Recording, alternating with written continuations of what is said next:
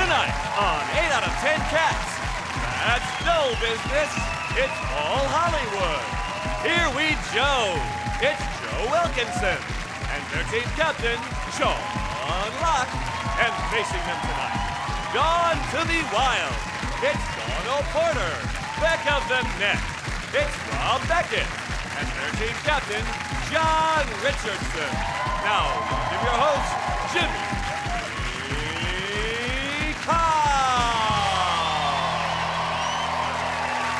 And welcome to 8 out of 10 Cats, a show about opinion polls, surveys and statistics. Did you know, for example, 40% of people regularly reward their pets with treats?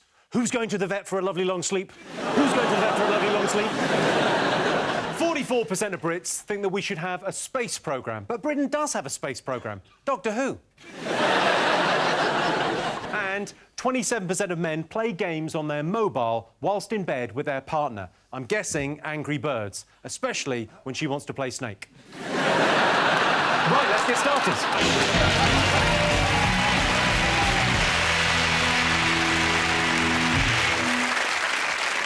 What are you talking about? That's the name of our first round. It's our panellist job to guess the British public's top 3 most popular talking points. John's team, what do you think the nation have been talking about over the last week? Olympics, innit? The winter ones? The winter ones, yeah. Yeah, if you like things sliding down a hill, you are in luck. I saw a sport where they ski for a bit, lie down, shoot, out of a gun, out of a backpack, put it back on and then ski off again. That's the opening of a Bond film you were watching. Well, that's what how's that a sport? And where'd you get the equipment? I've not seen any of that in JD Sports. We won a medal, and the commentators got excited, and 300 people complained because commentators were getting excited, which is Michael Owen's been flown out on a big money deal. Let's just calm this down a bit. The BBC spent all this money getting everyone out there and cameras and that, and then they realised we don't have any commentators for winter sports because we're shit at all of them. Matthew Pinsent's out there. If there was ever a time when this country needed rowers back home...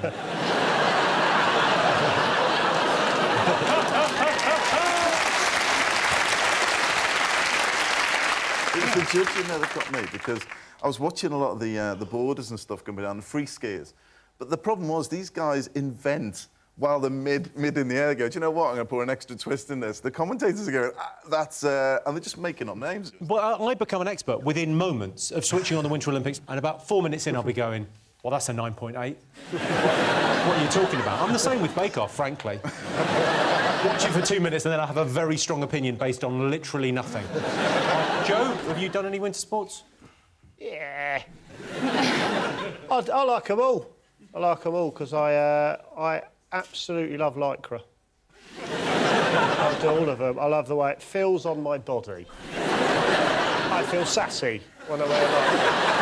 I don't care who knows it. And I like watching people in Lycra. I'd watch anything it involved. Like I'd watch Songs of Praise if they all wore Lycra. So what I'd like to see in Lycra, one man and his dog. Yeah. The shepherd and the dog in Lycra. And a couple of the sheep sort of hanging about.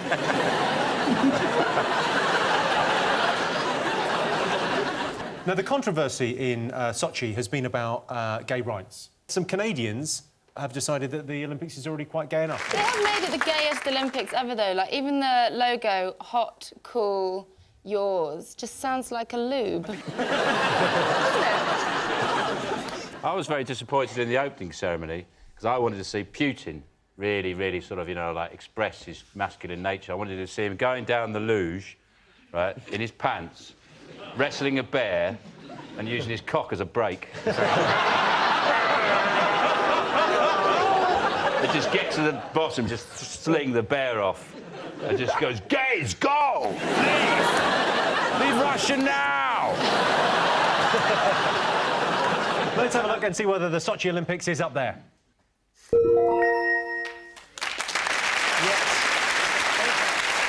Yes, the Winter Olympics in Sochi are well underway. Britain's Jenny Jones won a medal in the female snowboarding. I haven't seen a woman go downhill that far since Britney Spears. Sean's team, what do you think people have been talking about over the last week? Floods. Oh, well, floods, yeah, definitely. It's been awful. Yeah. I'm surprised there's an audience here. I thought there'd just be sandbags with some people in canoes peeping over the top.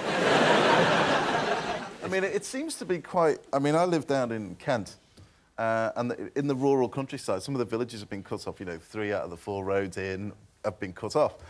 Use the fourth road. Oh, yeah. Except it goes the opposite way. Now, what I noticed is in the next village, it has flooded, and the guy goes there and he was having a dump, he flushed it and ended up in the sitting room. Oh. But, I mean, It's my perfect house. I'll tell you what, I wouldn't blame the floods, I'd blame the plumber.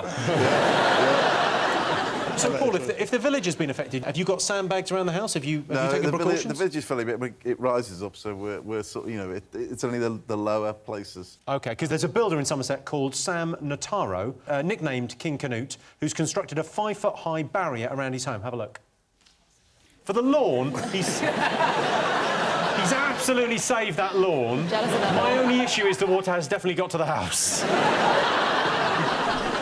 I don't think he's heard his name right there, to be honest. I don't think the other villagers are walking past that and going, you see what he's done to his house? King Canute. Have you been affected by the flooding, Rob? Nah. No, I've not been affected. I mean, I find it funny they've sent the soldiers in. What are they going to do, shoot the clouds? What do they do? Or just neck or nominate each other to drink the flood? You know, they rescue people. Why don't they do it, you know, like in Greece with the big giant bananas? You know, they just go through a village with those big bananas. Everyone gets on it. You joke. In Surrey, an emergency shelter has been set up in Thorpe Park. I mean, that'd be amazing if your house has been flooded and you feel miserable, and then log flume. Yay! I've been affected. You've been affected? Yeah, I think it's ruined the news. OK. Here's Ed Miliband visiting some flood victims. Have a look.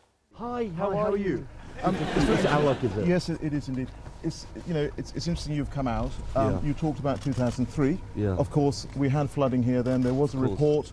There was a report done by the Environment Agency, and funding wasn't provided by the then Labour government. Well, we now actually have a plan to get a bund put at the back. And so we have got funding coming. I guess the issue is... Can I make a suggestion for today? Can I make a suggestion for today? The issue, Mr Miliband, is that why are you actually here? Because what I'm hearing from local residents, actually they're not actually interested in people just coming for a photo opportunity, you know, talking about local issues when they don't know what's been going on locally.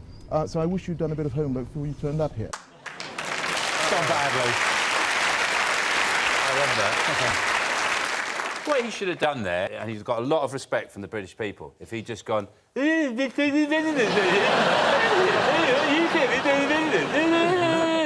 just walked away. You would be an amazing politician for a day. Yeah. 2003. Fuck off, mate. It's a flood. What can I do?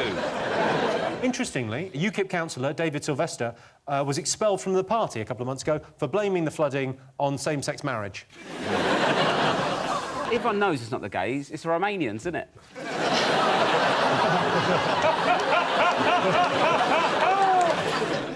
I'm worried the floods are going to give bungalows a bad name.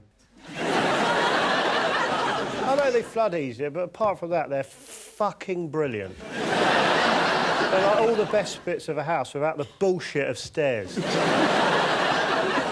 I live in a bungalow and Good for you! Yeah, I really... Yeah, right on. Sorry, where is this bungalow? In Los Angeles. Sorry. You've come over from Los Angeles for I this? have, yeah. Well, not just for this, no, but... What I'm worried about, if the flooding gets any worse, I'm going to have to move my caravan further up the hill. Or I'm going to have to move back into my treehouse. What, you like bungalows? Yeah, I've got a few places, mate. I'm earning.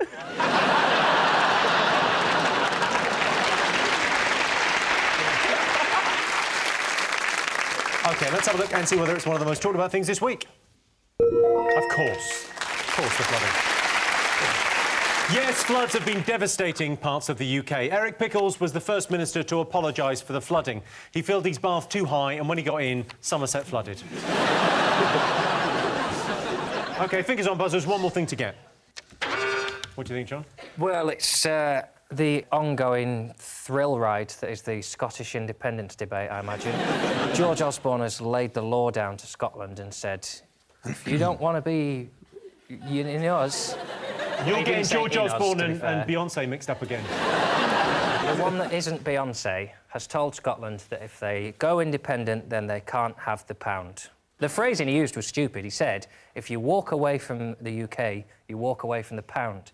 And what you should never do is ask Scottish people how far they're willing to walk and what for.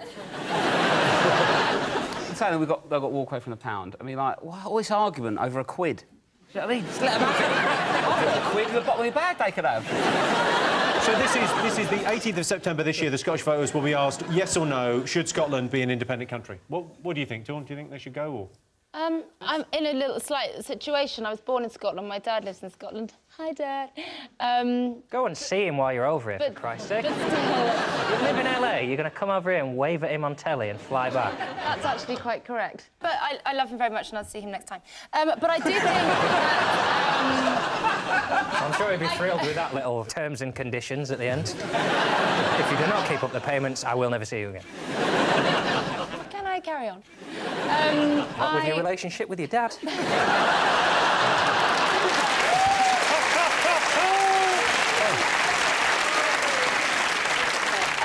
But they want to keep on to too much, don't they? They want to keep the BBC, they don't want to have to use passports to come into England, and they also want to keep the pound. So it's not really... You And either... the Queen. And the Queen, they either become independent or they don't, and I think that's why they haven't really got Well, the much Treasury's support. already said that it won't happen, they won't have the pound. They're all in Westminster now. All parties have said, no, you're not having the pound. I feel a bit like we're being sort of an abusive boyfriend, going, you can't leave us. You leave us, you've got nothing, love. They won't go independent because a lot of the stuff they've claimed to like, they only do to trick us. Like haggis is something they pretend to like. So when we go to Scotland, you have a haggis and you find out it's rancid. Oh, it's amazing. They all have a jolly good laugh about it. Same with like the Robbie Burns. Even they can't understand it. There's no... It's just made-up language, and they pretend it's ancient Scottish poetry, but it's not. He's just gobbled it. Hig the mother, fluky da pookie down. And they go, oh, okay, that's ancient lyricism, that is. He was just pissed the whole time. Just, hey, and the hoagie had a bogey. Is it like Mrs. Doubtfire? That's Mrs. Doubtfire's voice, isn't it? It probably is. I pick up most of mine from films. Yeah. Putin's been talking all the Olympics. All I hear is Alexander Meerkat. All the time. Doesn't matter what he's saying. He's a lot more likeable figure. Hey, we don't like it. It's simple. Rob, do you think Scotland should stay? Yeah, exactly. I reckon they should go, start a new currency. Royal Bank of Scotland can sort them out. They're well good with money, aren't they? They'll be fine. Sporran. A new sporran. It can be called a sporran, and there's 10 jocks in a sporran, and 50 pishes in a jock. So it'll be 8 sporran, 12 jocks, and keep the pish. There is already a currency available to the Scots, which they can pick up any time, which is the drachma, which sounds great in a Scottish accent, doesn't it? Drachma. Hey, Jimmy, have you got any drachma? I miss all those old European currencies, like the escudo. That was a lovely one. The Scudo. Escudo. Scudo. Scudo for the dog. Everything sounds fine if you say it in an aggressive enough accent. A doubloon. Pieces of 8. Up me 12 pieces of 8. They could make it weirder now. If they have a new currency, they could go a bit left field, maybe use doilies. Have you got a massive collection of doilies by any chance, Joe? You can use a doily to decorate a cake. If you dust a cake with icing sugar and then put a doily on it and dust it with cocoa powder, you get a lovely snowflake effect on the top of the cake. You're giving him cake tips, are you? Yeah, give him a few more cake tips. That's what he needs. McDonald's apple pies are nice. Do you like them? McDonald's apple pies. Have you never had a McDonald's apple pie? Fuck off. They're the ones that are hotter than the sun, the lava. Yeah, a taste of apple, them ones. I was about... You'll know if you've had one because you don't have a roof of a mouth anymore. I was about 16, 17 when I had one of those, yeah. They are not... I didn't like them, to Tell you what, mate, stick one of McFlurry, game changer. He's not wrong, either. He's not wrong.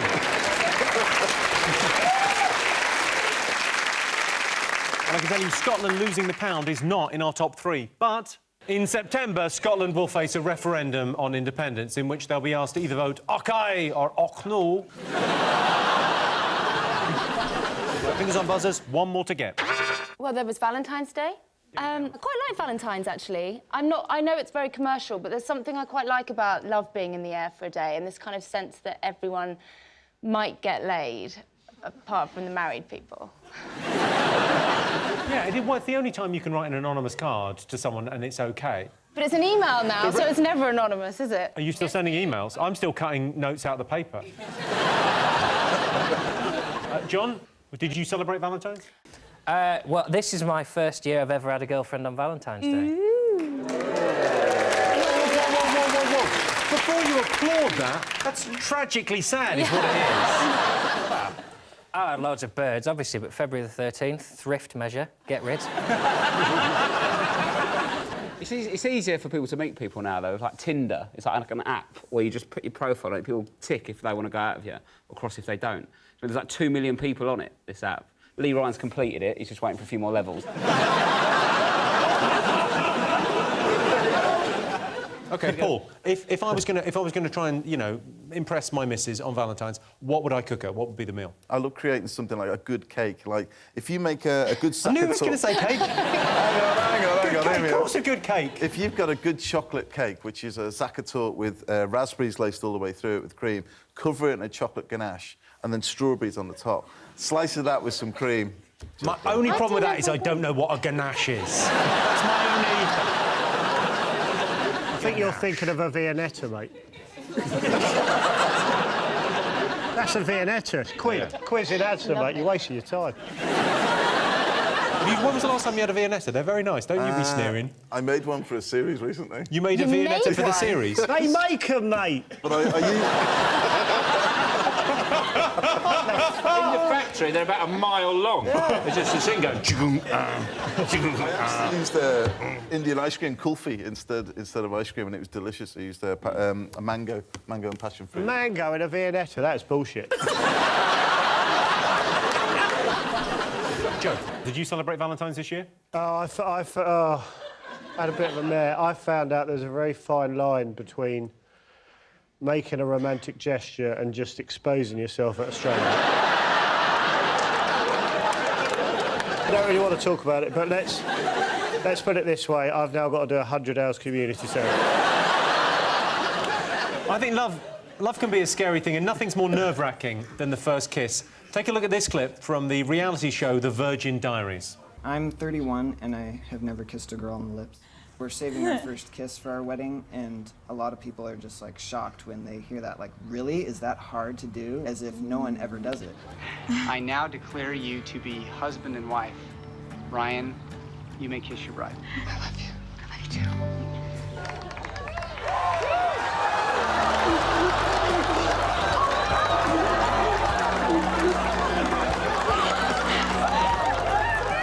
The kiss was,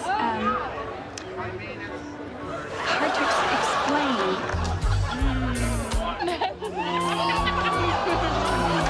Strawberry lemon, Eddie. It tastes so good. Wow, it's a dream. Like, I get to, like, kiss them whenever I want to. We didn't have to hold back anymore. We could just be free with our love. I can't stop kissing. It's like, oh. She just went right at it. I can tell she's been holding back, and now she's not.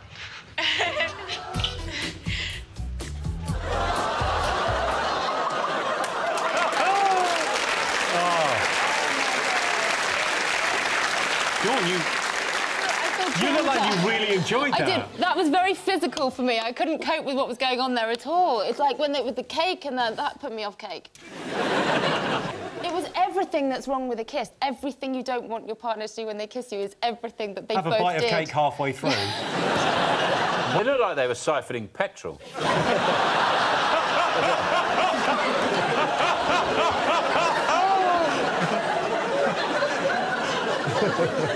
Well, let's have a look and see if Valentine's Day is up there.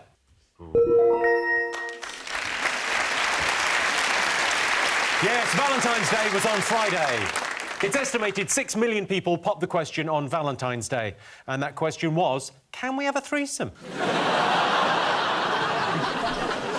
So those were the most talked about things this week. But in other news, Flappy Bird creator Dong Wehn has withdrawn the game from the App Store. It's been the biggest slap in the face from a dong since Talisa.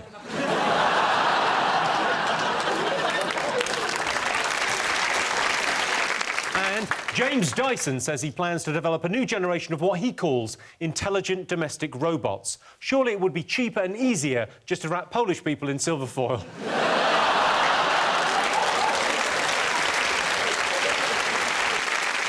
At the end of that round, it's 1 point to Sean and 2 points to John.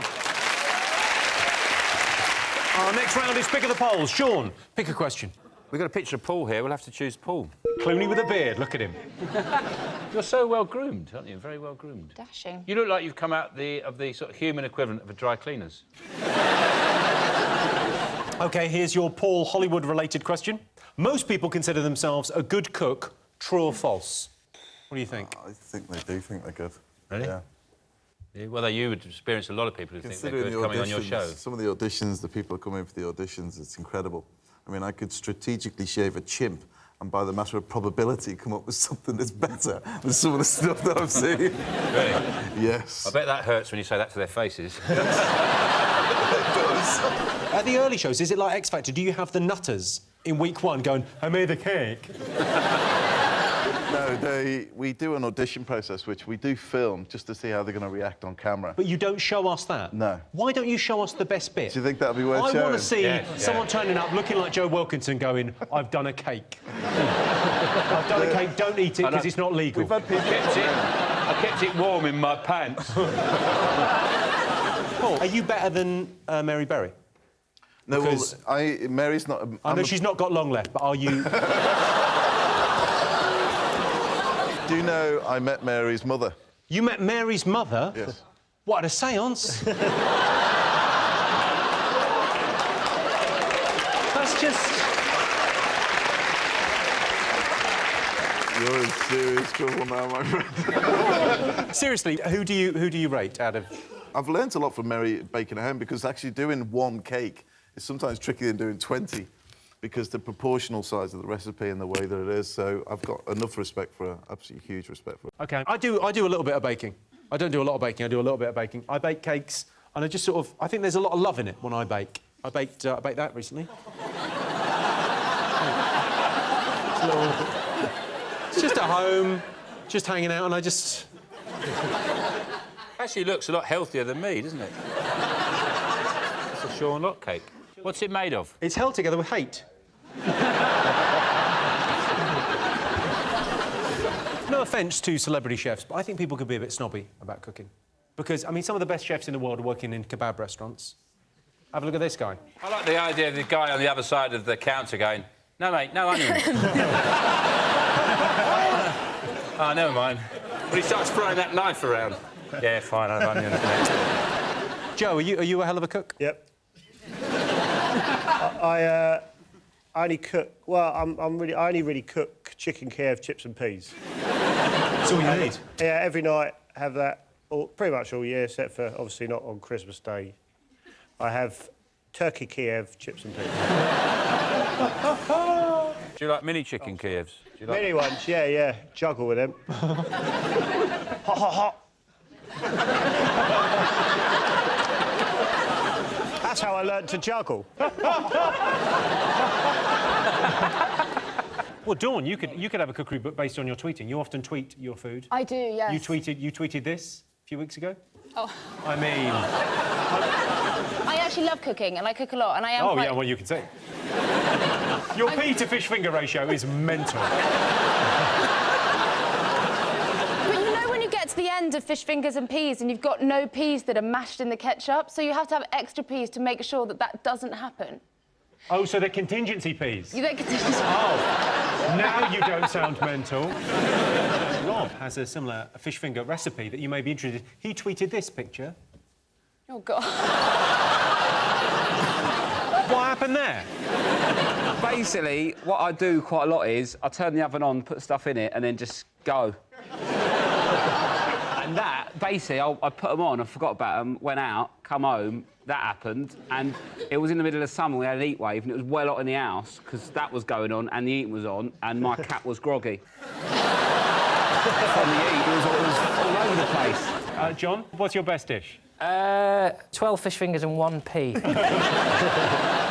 I like when you've just got a load of shit left, because I only learnt to cook because I'm tight, so I don't waste stuff. So if there's a stick of rhubarb, half an onion and some Marmite in the fridge, that's tea. If you're a good cook then, Dawn, what's your kind of special, what's your go-to? My go-to is a one-pot cherry tomato and sausage bake. Very simple, but I have that with either mashed potato or quinoa or mashed potato, maybe you some... say? What's quinoa? Quinoa is a grain that is very good for you. It's a non-wheat grain. Oh, so it's quinoa. quite good if you suffer from... Yes. Quinoa. It's just like fat couscous, isn't it? I've had that. OK, so most people consider themselves a good cook. True or false? What are you going to go with, Sean? What do you think? True? I think true. Yeah. People do. What do you think, John? I think probably false. All right, well, I can tell you the answer is true. 65% of people consider themselves a good cook. My girlfriend asked me to knock something up in the kitchen, and now our cleaner's pregnant. It's John, Dawn, Rob, what do you like the look of? We have the angry man. OK, you've chosen the angry man.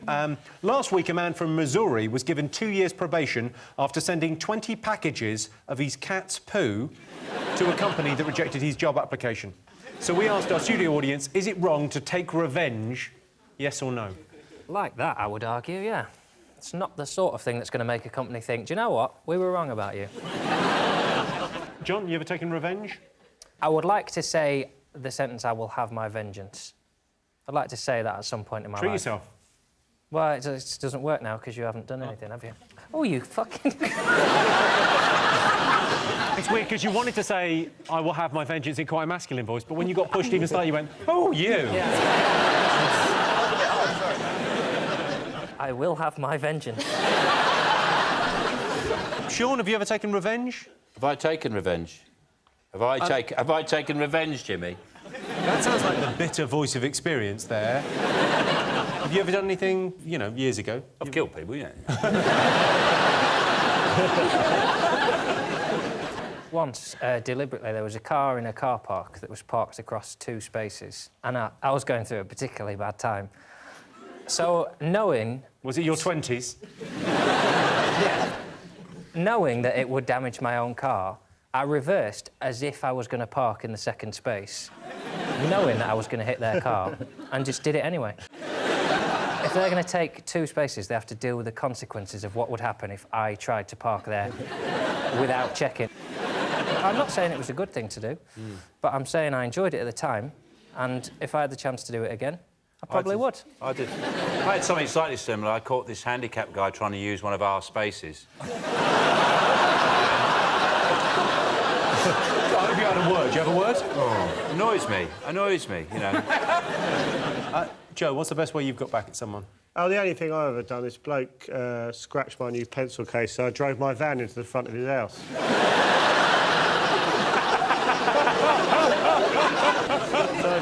Paul, you've run bakeries, right? So you've had people working for you. Have you ever had a disgruntled member of staff that you had to let go, get revenge on you? Not that I know of, but I mean, there is one particular case I really wanted to get revenge on somebody. I remember my wife was pregnant. We were rushing to get to the hospital, so we parked in a car park, took up 2 spaces literally so I can get her out the car. Came back, some bastard left a big mark.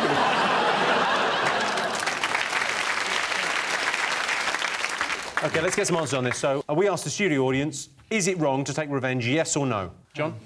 I don't want to get it wrong and have the audience on my back. Is it wrong? I think it is wrong, isn't it? It's wrong to take revenge, but it's fun too. But the question is it wrong? It is not wrong, Jimmy, no. OK, all right, what are you going to go for, Sean? Yes. Yeah. Yeah. Yes. I can tell you the answer is no. Incredibly, only 30% of our studio audience think it's wrong to take revenge. So at the end of that round, Sean, Joe and Paul have 2 points, John, Dawn and Rob have 3 points. And the winner is the name of our final round. Here's your question. Best way to impress your in-laws? I just used a knife and fork. They're Irish.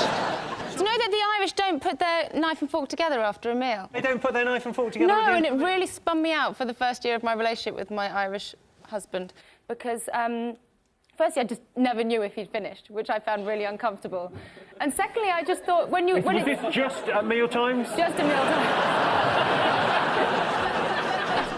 I never had a problem with in-laws. In-laws I'm good with. Mums and dads, they like me. I'm the sort of person you want to take home to your mum and dad and then leave, and then you go out and have a good time. Have a lovely chat about the route there. Love that. It's a cliched, hated question. Love a bit of that. How did you get here? I'll tell you, Ron. I'll tell you. I reversed into a parked car and then just went straight down here.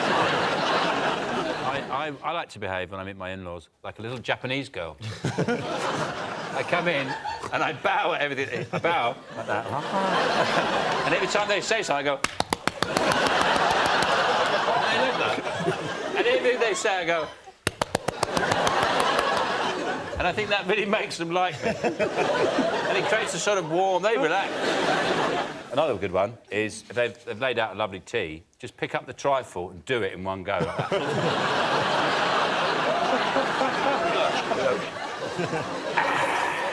Now I'm going to drive. Or... If they ask you how you're going to provide for their daughter, just go, she'll be all right, and pull a stocking. Everyone down now! There you go. See? She'll be fine. Don't worry, I'll look after your princess. All good ideas. Yes. Rob, your in-laws, what are they like? They're nice, yeah. I think they've just grown to love me. They've just accepted me because they're a bit posh. They're different. They're different, yeah. They're posh. They're a bit posh. Yeah. Kind of who isn't? Yeah, but they do. Homemade baba ganoush. That's a different level, isn't it? Homemade baba ganoush? Yeah. I've never had homemade baba ganoush. No. I ate some before I knew what it was. That's not the right way round, is it? What is it? Some little brown dip shit. I don't know. He dipped something. How much posher is your girlfriend than you, then? So when you first turned up, did they go... What have we done? Why is she trying to get back at us? Let's put it this way. She's been to watch the polo with Harry and William playing, and me and my brother Joe used to have boxing fights at Christmas in front of the family.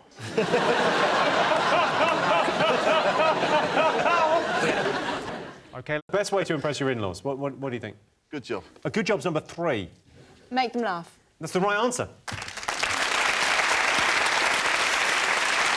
Yes, the best way to impress your in-laws is to make them laugh. Number 9 on the list is admire their house. Oh, this is lovely. I look forward to inheriting this when you're dead.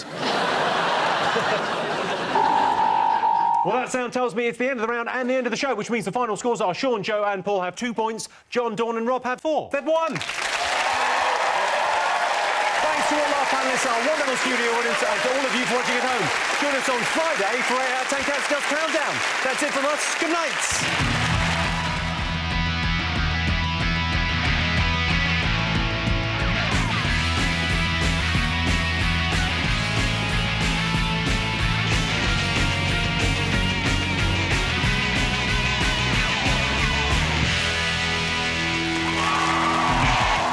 Tonight on 8 out of 10 Cats, delightful, it's Jack Dee. He'll take the rap, it's Example. And their team captain, John Richardson. And facing them tonight, springing down the house, it's Jerry Springer. She's having a laugh, it's Roisin Conaty. And their team captain, John Locke. Now, welcome your host, Jimmy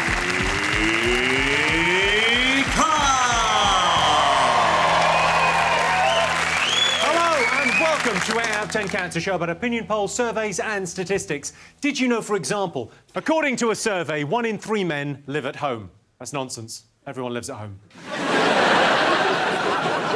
1 in 4 Americans have appeared on TV. I'm assuming widescreen. And 55% of people think being associated with charity work makes you seem more attractive, which explains why Pudsey Bear gets all that poontang. Right, let's get started.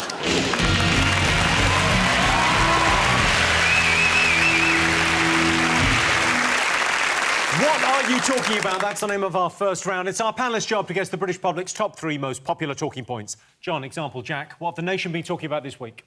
World War III. Oh, yeah, who had the Ukraine in the sweepstake? Ukraine have gone mad, haven't they? Got rid of their president, and Russia are going to invade, and the US are going to come in, and The great thing is now, when World War III happens, everyone will go, that little one on 8 out of 10 Cats said that. And I'll go, I did. Russia, when Ukraine ousted their Ukraine, just made up a country there. I think you'll find it's the Ukraine. Russia said they expressed alarm and anger, which is hard to do in one noise. That. So that's a noise my girlfriend makes when I jump out of the airing cupboard at her. Now, these have been, I mean, they only went on for about 2 weeks, the protests, and then they got rid of the president. They're pretty successful. Have you been involved in any protests, John? Have you done any marching? I've done some marching, yeah. Mostly around my house to my own tune. No, I don't think I have. Really? I do quite regularly do protests. I did one the other week for a pensions march. It was quite a vocal march. It wasn't for pensioners, it was on behalf of the pensions industry, because people are living too long. They used to walk around saying, what do we want? A cold snap. It was sponsored by EDF, which stands for... EDF, which stands for Elderly Die Frozen. That's what it stands for.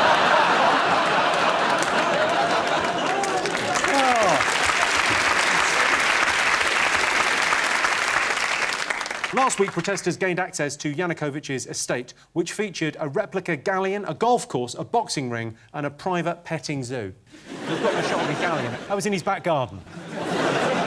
I just think it's a bad idea for a leader of a country to have that much, to live in a castle. I mean, who wants to live in a country where your leader lives in a castle and has all those riches? You're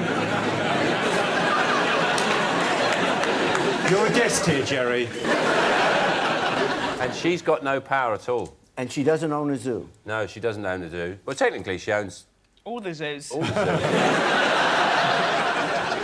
Why are we all so surprised when they go in and find, like, there's a zoo, there's a galleon? All the nutters have zoos, for a start. That's a sign of a bad guy. No one has a zoo who's a good human being. I want my own zoo. You're not a keeper. Well, OK, you are a keeper.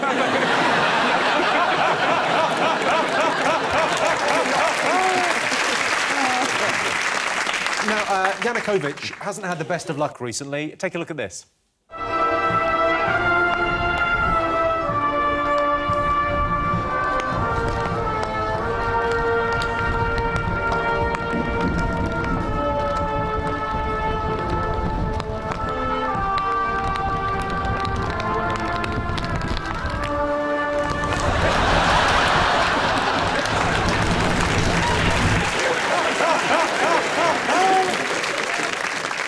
You introduced that clip by saying he hasn't had the best of luck. He lives in a house with a zoo and a galleon and a lake. Yeah, but he hasn't had the best of luck. A leaf hit him on the head. Example, Elliot for the evening, for the purposes of this. Elliot, it's your actual name. You've been to Ukraine, right? Yeah, I was really disappointed, actually. What do you mean you were disappointed? Where did you go in the Ukraine? We went to shoot a music video, as you do, in Ukraine. Where exactly in the Ukraine? We went to Chernobyl. So you were disappointed with Chernobyl? No. It wasn't as nice as I thought it was going to be. No, the reason I was disappointed in Ukraine is because when we went back to Kiev, we stayed a night in Kiev before we had to fly back, and we went everywhere looking. I went, right, I'm going to have chicken Kiev in Kiev. As you do. And we went. I'm not joking. Yeah, we went to about 7 places, and we couldn't get chicken Kiev in any fucking place in Kiev. That's because the garlic butter pipeline comes from Russia. Oh. Putin cut that off. I had the same problem in LA. I couldn't get a lasagna anywhere. It's worth pointing out that before Elliot went to Chernobyl, he was a 22-year-old woman.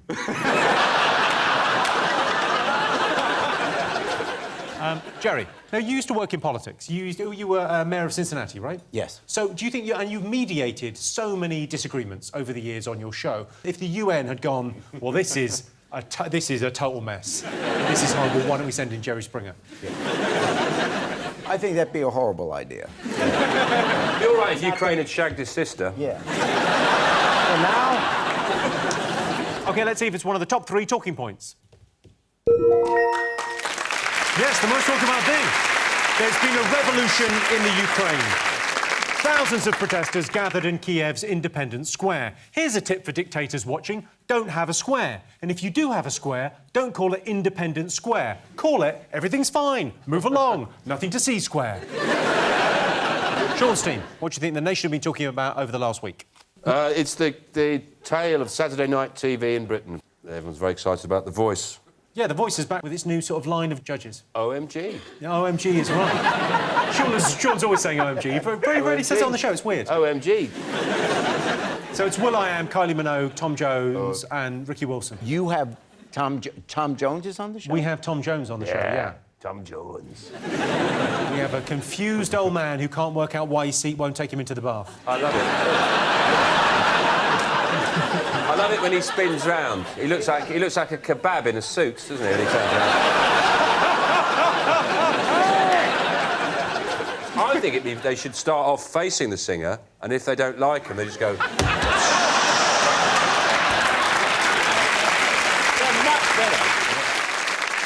Have you ever watched it in a swivel chair? It can make it marginally more interesting if you start with your back to the telly in a swivel chair, and if you like what you hear, you turn round. I've got a team of 12. I'm a bit excited. It's made it more interesting for me. Kylie's apparently, she's put on lots of viewers. I think 1 million people extra are watching just for the Kylie, yeah. But it's interesting watching, because she's 45 now. She looks very well. I was thinking the only thing... Well, but no. No, go on, say the thing that's obviously terrible. Well, that chair moves more than her face, doesn't it?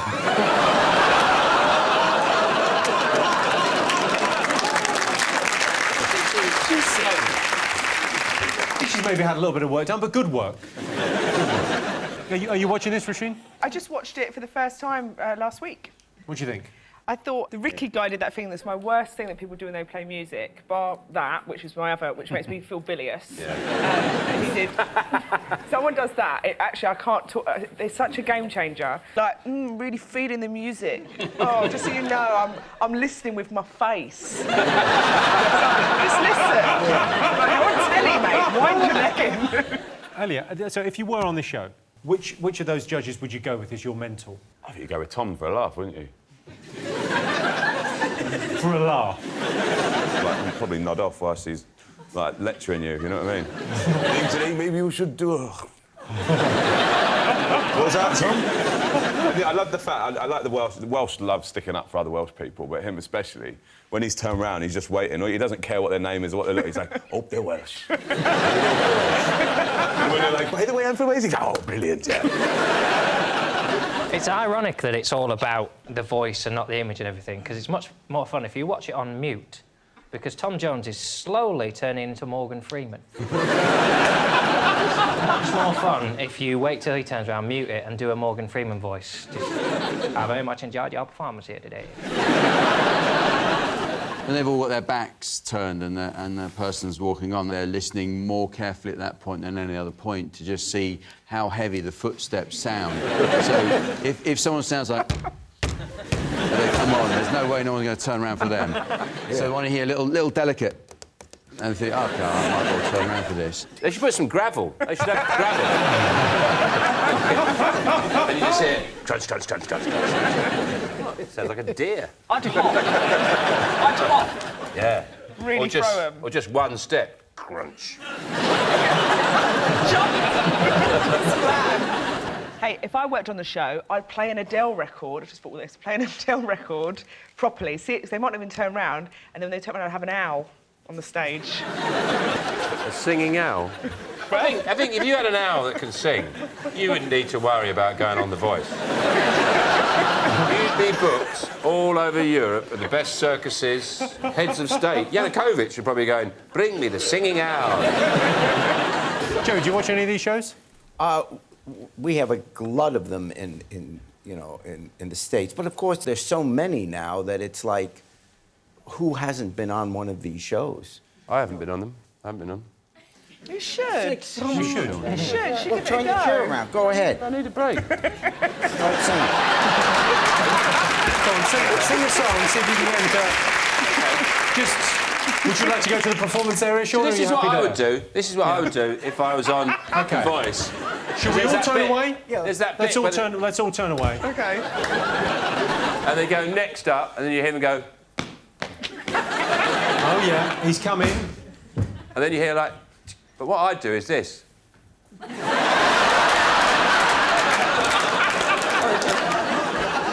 then I'd start. Here we go. Spin round, Jack. You do. That means you want to manage me if you turn round. Someone please! Make me feel fine! Floating through the jasmine. Oh, it's a bloke!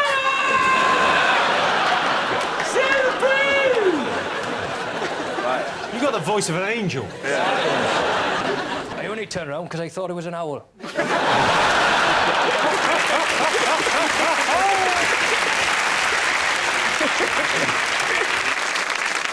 I can tell you The Voice is not in our top 3, but after 7 weeks of blind auditions where the judges turn their chairs round, the show's moved on to the battle phase, where viewers turn the channel over. The winner of the first series of The Voice, Leanne Mitchell, is already the answer to Britain's hardest pub quiz question. OK, fingers on buzzers, 2 more things still to get. What do you think, Sean? Manchester United are in crisis. What, they certainly are. They're not doing well. I don't know why that's bad news. To me, it's fantastic news. Yeah. Best news ever. This is the worst season for Manchester United since the Premier League began in 1992, apparently. The problem is the manager, isn't it? Because they had Ferguson, and he had this magic power. He was like Dumbledore. And now they've got a muggle in charge, haven't they? But David Moyes, he's got no magical powers. He's just got very blinky eyes.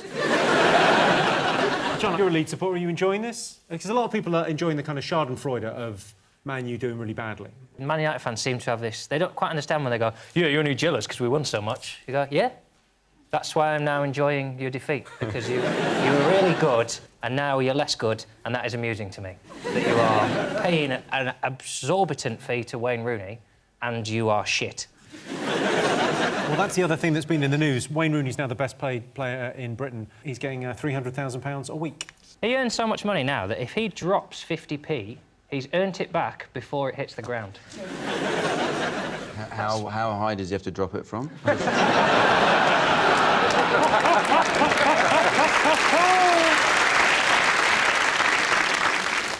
When someone earns these massive amounts of money, what they always say, it's £300,000 a week, but then they break it down and down and down, and they go, oh, it's £30 a minute. And I think, well, I hope that's the catch. I hope he gets paid every minute. Someone follows him around with a bag of coins.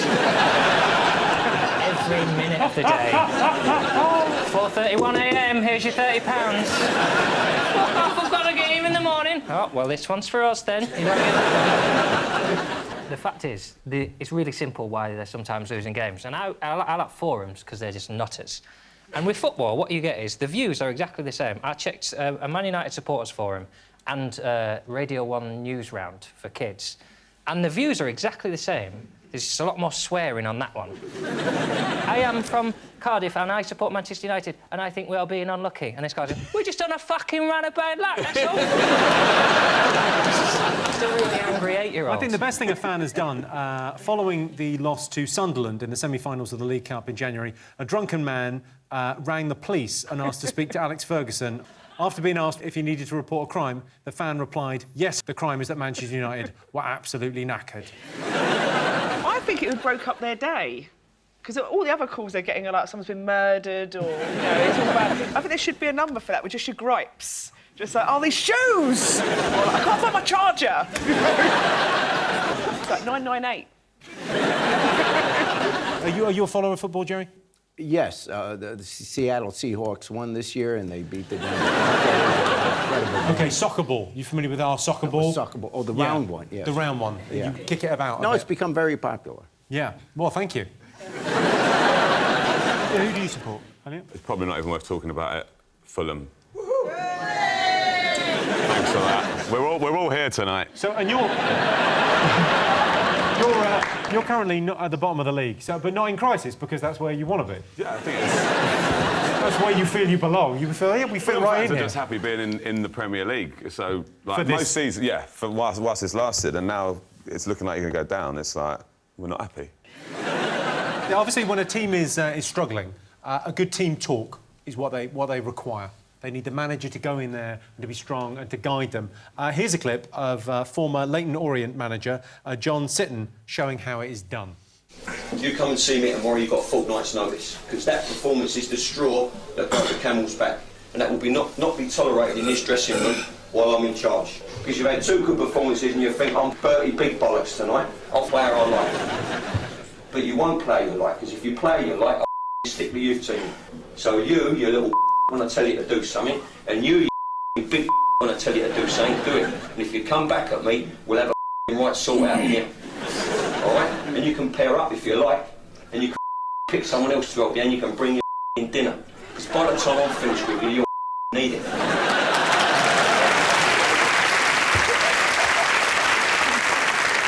You went to the... We got to get this game in America. This is... pretty good, This is impressive. If I was one of those footballers, I would have said, I'm not sure I care for your tone. OK, let's have a look and see if Manchester United in crisis is up there. Yes, Manchester United are in crisis. In David Moyes' defence, he's got a terrible defence. OK, fingers on buzzers, one more thing to get. Well, there's a lot of excitement about the Oscars coming up. Well, actually, when we go out, it'll have been. I don't see why people enjoy... I mean, I can't stand watching award ceremonies. I think the only good bit about them is you find out who died that year. You go, oh, didn't know that. I must have been on holiday that week. You know. Yeah, I thought he was already dead. I don't know, you a fan? Do you enjoy the Oscars? Do you like it? I love going to movies. The Oscars are a little bit over the top, but I knew American Hustle would win. Cut. I knew Gravity would win. Yeah, that's right. Whichever one you want. Thanks. Did you see any of the big movies this year? Sean, did you see any of them? Yeah, I saw a few of them. I mean, I don't know. I think I watch these films and I just kind of think, oh, I've seen this before. Why am I watching it? Like Gravity, basically, the message of that was, who? Women drivers.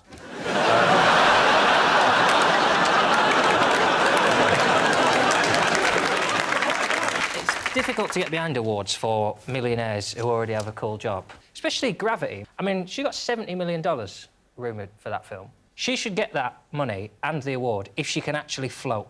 There was the Asian guy at the beginning, which we all knew, because there's 2 lead names, both of them are white, and the scene opens with 3 characters, one's an Asian guy. Even for Hollywood, like, you're literally like 10, 9, 8, 7, gone.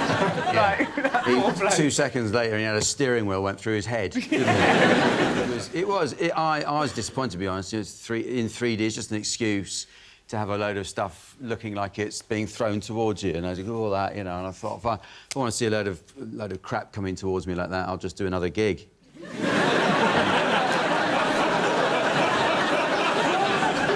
Did you see Nebraska? I went to see that, and it's in black and white, but they still charge you the full price. Jerry, have you been to the Oscars? Have you ever been invited? No, they're not going to invite me to the Oscars. No, they don't. They don't even tell me where they're holding it. I've never won an award for anything. Oh. Your show must have won an award. Oh, for what? Jerry, you underestimate how popular you are, Jerry, in this country. Now everyone realises that Jeremy Kyle is the alternative.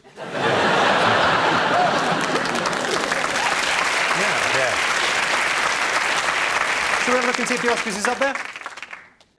Yes, indeed. All the nominees were given an $80,000 goodie bag. $80,000. That's not a goodie bag. That is a fucking amazing-y bag. Can I ask a question about that? I saw that. It said it's an... How do they... Can you say, can I just have the money? No, you've got to take the weird things. The best thing they got in the goodie bag this year was an orgasm shot, which I'm sure you realise is a treatment worth $2,700 that enhances the genital tissue of a woman. Is that what you've had done to your face?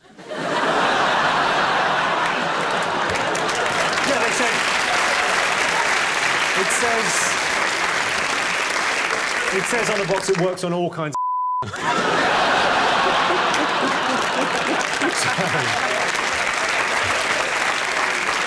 So those were the most talked about things over the last week. But in other news, there were nationwide celebrations when people saw the headline, Piers Morgan axed. Sadly, it turned out it was just his TV show got cancelled. And the first Scientology wedding was held in the UK last week. Congratulations, I now pronounce you deluded and gullible.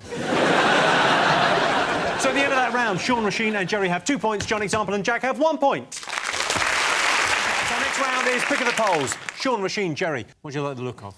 Well, obviously we've got Jerry on the show. We'll pick a picture of Jerry. You'd be crazy not to. OK. Yes. Now, Jerry, on your show, you give out plenty of advice. You're brilliant at it. So we asked our studio audience, are you good at giving advice? Yes or no? What do you think they said? I think everyone thinks they're good at giving advice, otherwise they wouldn't give it. Yeah, I don't give good advice. I wouldn't listen to me. I do the final thought at the end of the show. That's my advice. But first of all, I'm lying because it's never my final thought. I'm always coming back the next day with another one. Well, one of these days.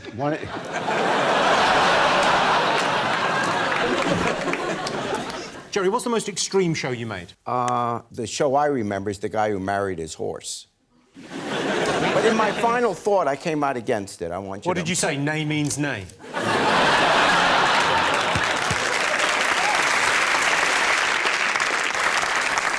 I need to apologize for the show. I'm so sorry. I could just take a minute to apologize to the British people for my show. I didn't mean to do it. It's... Your show, there's nothing I've about ruined your the show. culture. I've destroyed the culture. I'm going to hell. And I just hope hell isn't that hot. I'm very light complected. OK, let's get back to the question. Are you good at giving advice? Yes or no? Best bit of advice I give you, anyone here, never walk into a sauna backwards. You shall lead a long and happy, fruitful life.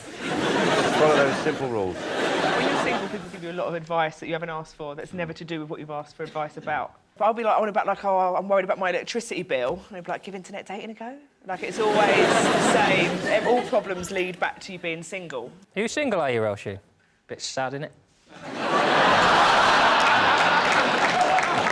John's had a girlfriend for 3 weeks now. He's thrilled with himself. Is it a horse? I call her sugar tits.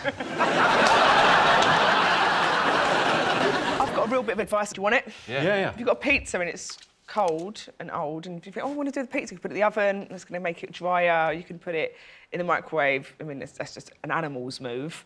But if you put it face down in a dry frying pan, and it's like brand new, it's like Domino's have been back.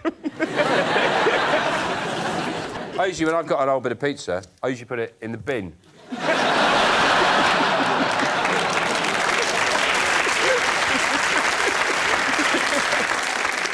Jack, I imagine you give brilliant advice. I tried to impart wise counsel. What was the last piece of advice you gave? I said turn left.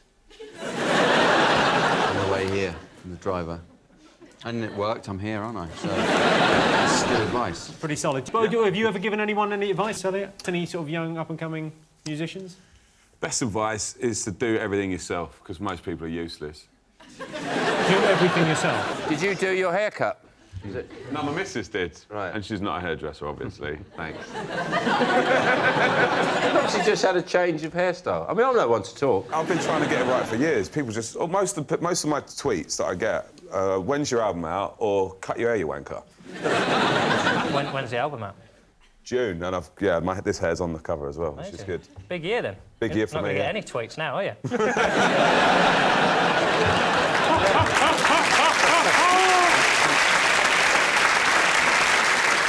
John, have you ever got any sort of solid advice, any advice that you've lived by? When you've been chopping garlic, always wash your hands with cold water, not hot water, and then the smell will come off. If you use hot water, it bakes the smell of garlic onto your hand and it'll be there all day. Is that right? That's a tip, yeah. What if you've reheated a pizza in a frying pan upside down? What's the best way to wash your hands then? You can never really get the dirt from inside of your soul when you...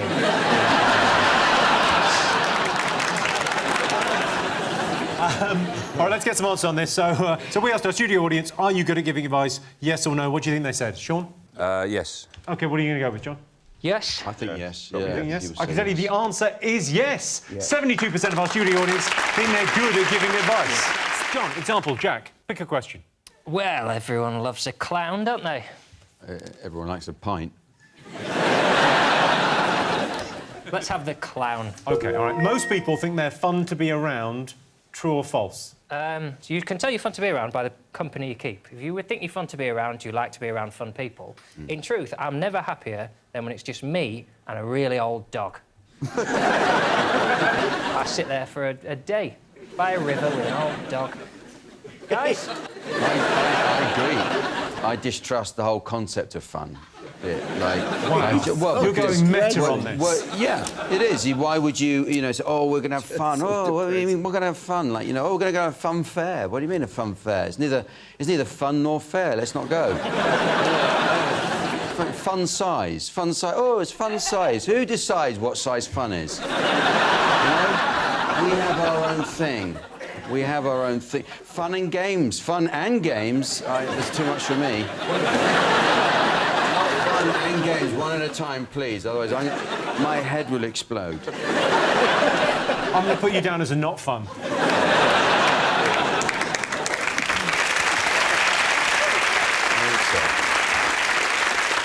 Ellie, you're a pretty fun guy. I think I'd be quite fun to be around because I've got quite a fun lifestyle. You know what I mean? Get to fly around and do gigs and... In Chernobyl? Not me. Hop on board the fun bus. Where are you going? Nuclear disaster site. Woo-woo! I'm the mayor of fun.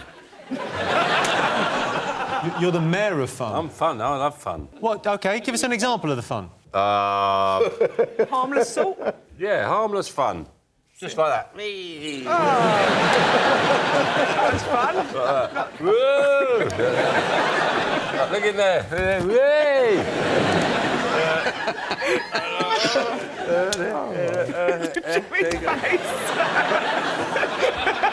Jerry, somebody. He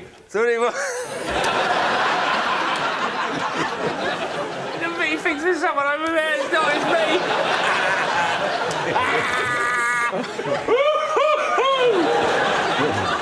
You tell you what, if I had a superpower, it would be blowing snot balloons whenever I wanted to. Just sitting around, chatting to somebody, having an argument with somebody, going, well, you bloody partner, and you just go...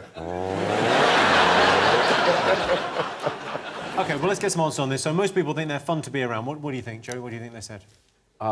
Most people said no. Most people do not think that they're fun to be around. They want to be around people that are fun, but they don't think necessarily. They want to be around me. OK. All right, so you going with that answer?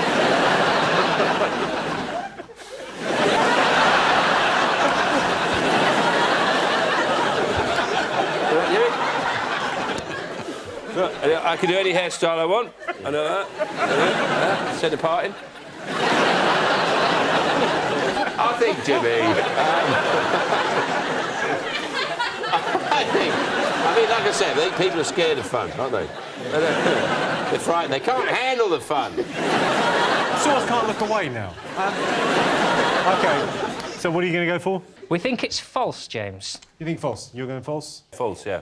OK, so I can tell you the answer is true. 80% of people think they're fun to be around.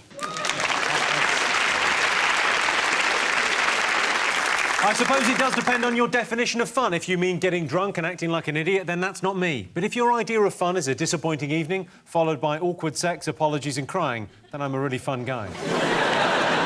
So at the end of that round, it's 3 points for Sean's team, 2 points for John's team. And the winner is the name of our final round. Here is your question. Top adrenaline rush. You know, the Winter Olympics? When that finished.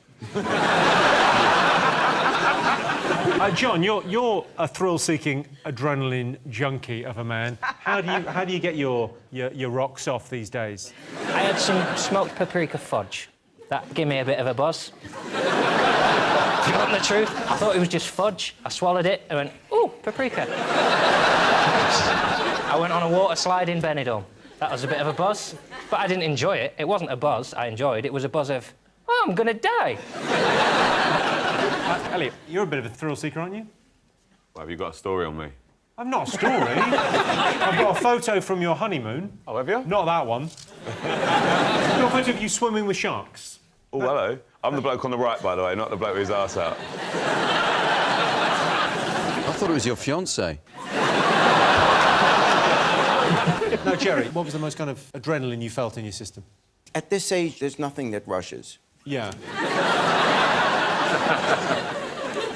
I'll give you how to give a little thrill. On the trains now, they have these, you know those electronic toilets? Yes. So you press a button and they slowly slide open. Then you go in, and then you have to press close, and they close.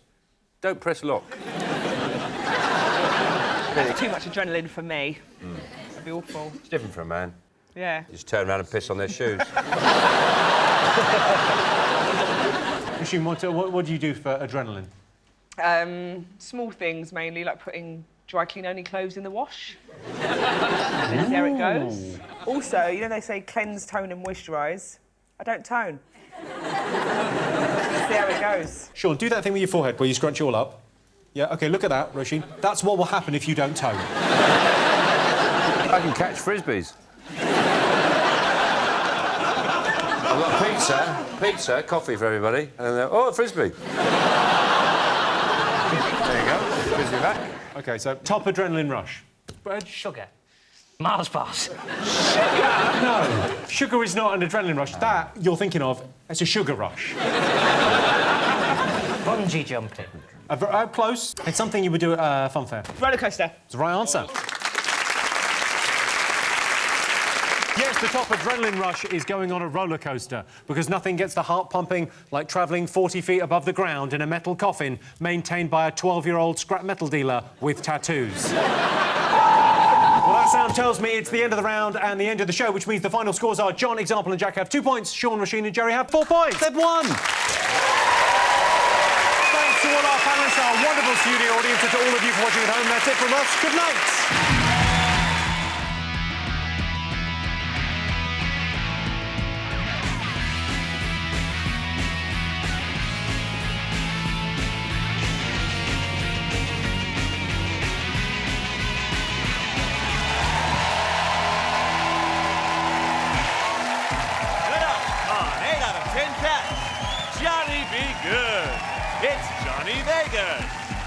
Let hurry, 8.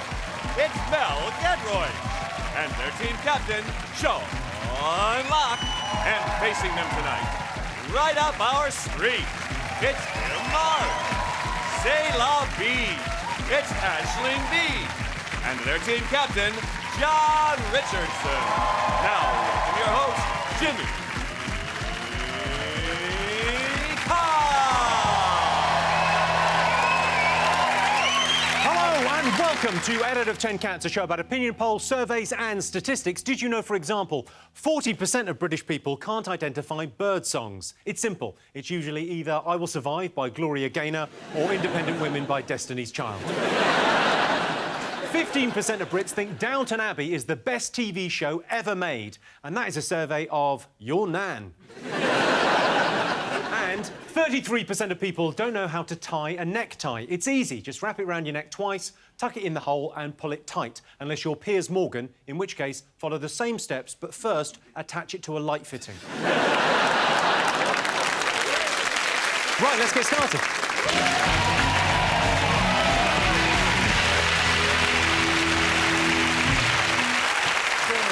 What are you talking about? That's the name of our first round. It's our panellists' job to guess the British public's top 3 most popular talking points. Sean's team, what do you think the nation have been talking about? I imagine they've been talking about the World Cup. The World Cup? Yeah. The countdown begins. It was 100 days last week to the World Cup. When is the World Cup? Is it this year? It's this It's year, in this yeah. year, isn't it? It is in this year, yeah. Where is Brazil. it? Where's it on? Brazil? Brazil, yes. Feels very much like you're learning as you go along here, OK. Are we in it? Yeah. We are. I don't want to spoil it for you, Mel, but we go out to Cameroon on penalties. I think we'll get through the group stage and then we'll go out to Cameroon. No, we won't get through the group stage because they've got Uruguay and Italy and Costa Rica. Now, Uruguay are very strong this year, I hear. Yes, yeah. Aren't they? And the Ricans as well. Yeah. The Ricans? They're ones to watch out for. Oh, those bloody Ricans. Ricans, man. OK, Johnny, you looking forward to this? No, I am, but I think we should be a bit more positive and send them off with it. I believe in applying healthy pressure. convince them that they're meant to win. But I think the opposite, because they've got a psychologist who worked with the British cycling team. Yes. And his ethos is cage your inner chimp.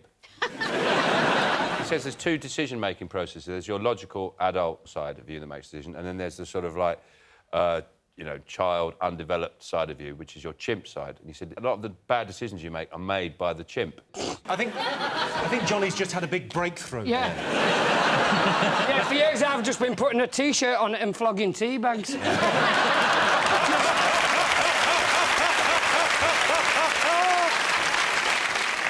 No, but the point is So that they're getting there's a this psychiatrist. side of you that is a chimp that he wants to explain to footballers that you've got to find a way of dealing with that side of yourself before you go onto the pitch, so you make rational decisions. The biggest problem he's got is getting England players to understand a metaphor. I imagine him saying to Rooney, no, for the third time, there isn't a real chimp. There's no... It's an idea of a chimp. It is mad, though, the idea of like the footballers getting a psychologist in the first place. I've never watched a game of football and thought to myself, do you know what? Those footballers are overthinking this. They're really... There's too much thought got into what they're doing, I'll be honest. Now, John, you went to the Denmark friendly last week. How was that? Yeah, well, you probably saw I got up to some mischief, but he streaked, didn't I? They didn't show it on telly because you couldn't pick it up, but if we really want to win the World Cup, we just need to employ Alan Pardew to knot every other player in the tournament, and that'll be the end of it. I'm laughing. I don't know who Alan Pardew is. I was literally laughing. Go, yeah, Alan Pardew. He plays on the wing for Costa Rica. He's the guy who head-butted an Irishman, but he said that he was just pushing him away with his head, which, I mean, is fine as an excuse if you're a horse, but... I'll be honest.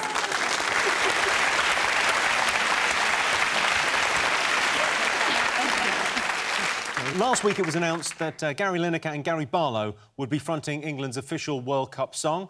Let's hope it's as good as the 1988 England squad smash hit. I had a snog to that song. In a disco. Just a snog to a song called All the Way. He must have been... I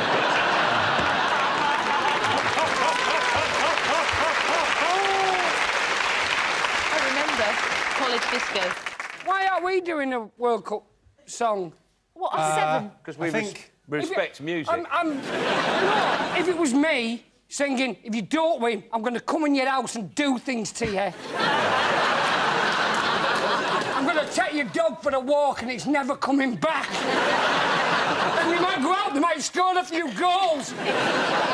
If you want your wife's head in a box and come home and find me wearing a clothes, then miss a penalty, I dare you. OK, let's see if the World Cup is up there. Whoa. Yes, the countdown to the World Cup has started. I actually think England have a good chance of winning the World Cup, unless, and this could happen, any of the other teams turn up. John's team, what else the nation been talking about this week? Russia and the Ukraine, probably.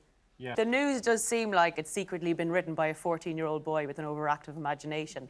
Like, there's a sort of 90s spy film to it, like the Russians are back as a main enemy. You've got an evil warlord going about to start World War III. You've got like Angela Merkel with her cat and her tiny eye just going, but you have our gas. You know, it's all really... I'm just waiting for the news reporter to go, but who can save us? Dun dun dun dun dun dun dun dun. William Hague. Oh, what? Thank you very much. It doesn't work as a country, though, Ukraine. It's basically 2 bits pushed together there and then a bit put on the end. It's like if you were in your living room and you decided you want to knock through for more space, but you did it sideways into your neighbour's house. And then just thought, it'd be fine, we'll just carry on with it. She's a nun with a fish allergy and I watch a lot of porn and eat a lot of fish, but... I can't see this being a problem, we'll get used to each other. I imagine they're tense. I don't know a lot about the diet over there, but I only imagine the cured meat, pickled cauliflower and vodka. I imagine their guts are just ready to explode. Don't talk to me about exploding guts. I've got a hernia. Oh, no. You've got a hernia? Well, how did this happen if that's not a... You don't ask a lady questions like that.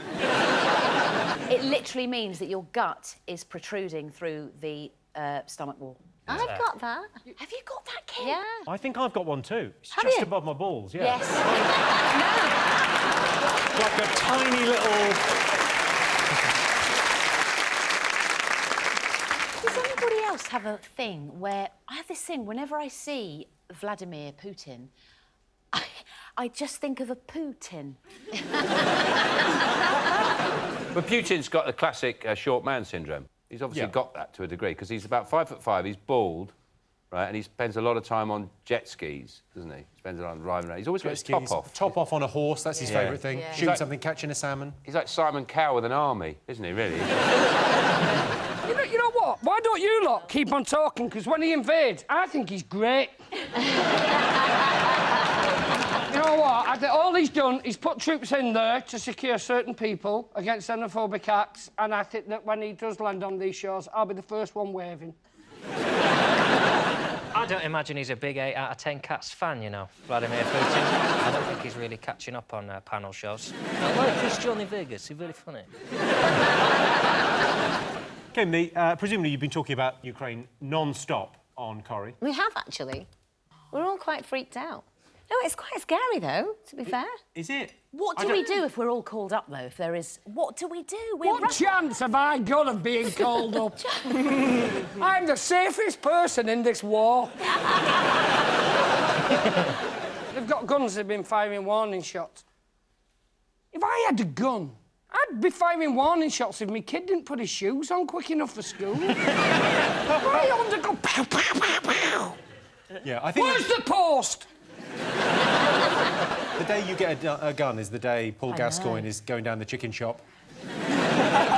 He'll be turning up with a couple of cans, trying to calm things down. I wouldn't be that daft. I'd have built a bunker first, wouldn't I? It's good to know you thought it through. Oh, yeah, I'd have a big bunker of McVitie's. I can just imagine them sending in the Tetley's monkey and go, Johnny, come on, come out. The Tetley's monkey? Yeah. The Tetley's monkey? Johnny, I'm so sorry. I don't know. You know I don't know what you was going come through my over brain. here, you don't adopt our culture.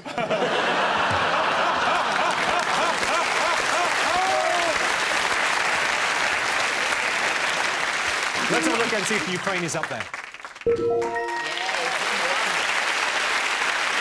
Yes, the crisis in Ukraine continues. Despite the tensions, the centre of Kiev has returned to normal. A big pool of delicious garlicky butter. OK, fingers on buzzers. One more thing still to get.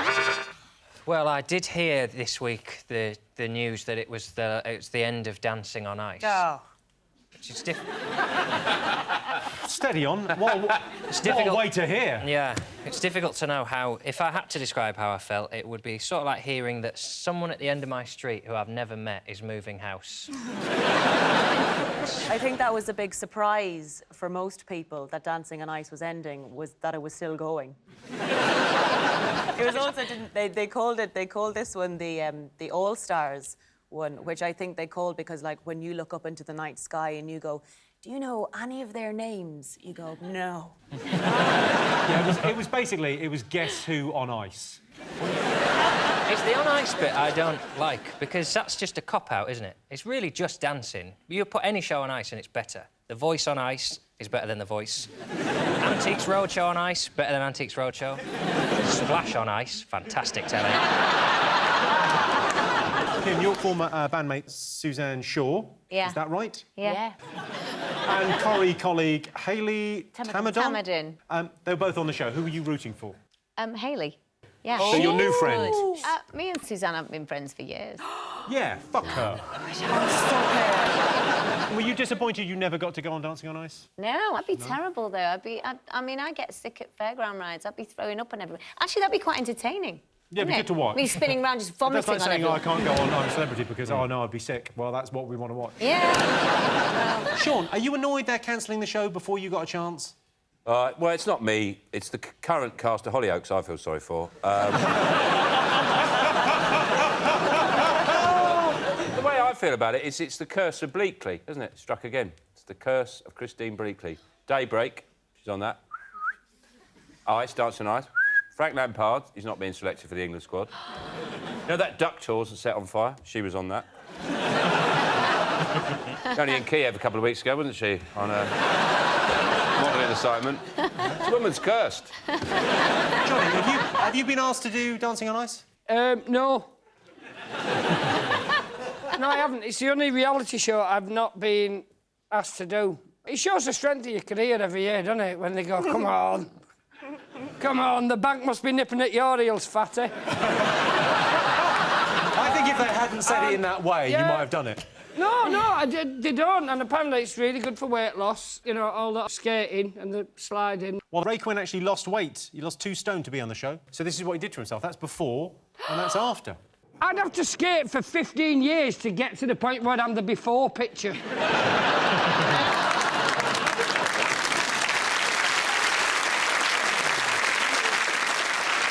Apparently there have been 19 serious injuries on the show, including Vanilla Ice, who was knocked unconscious, so bit of good news.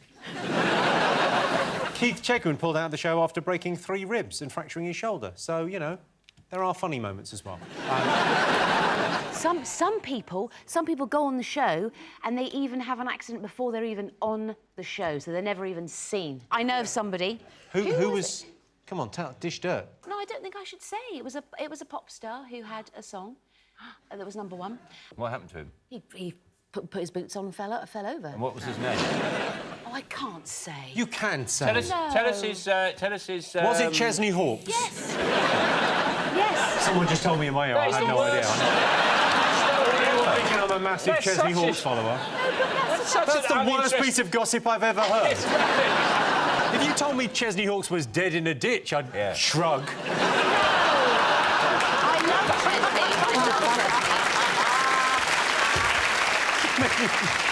I love him.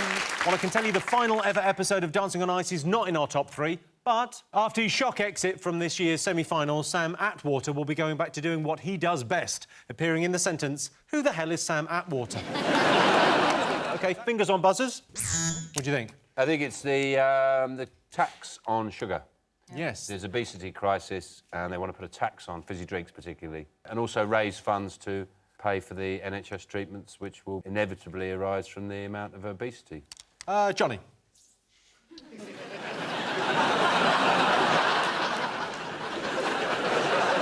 I like my vodka with a mixer. You start taxing the mixer, I drink my vodka without the mixer. I go out and I burn down factories. What's that going to cost the taxpayer?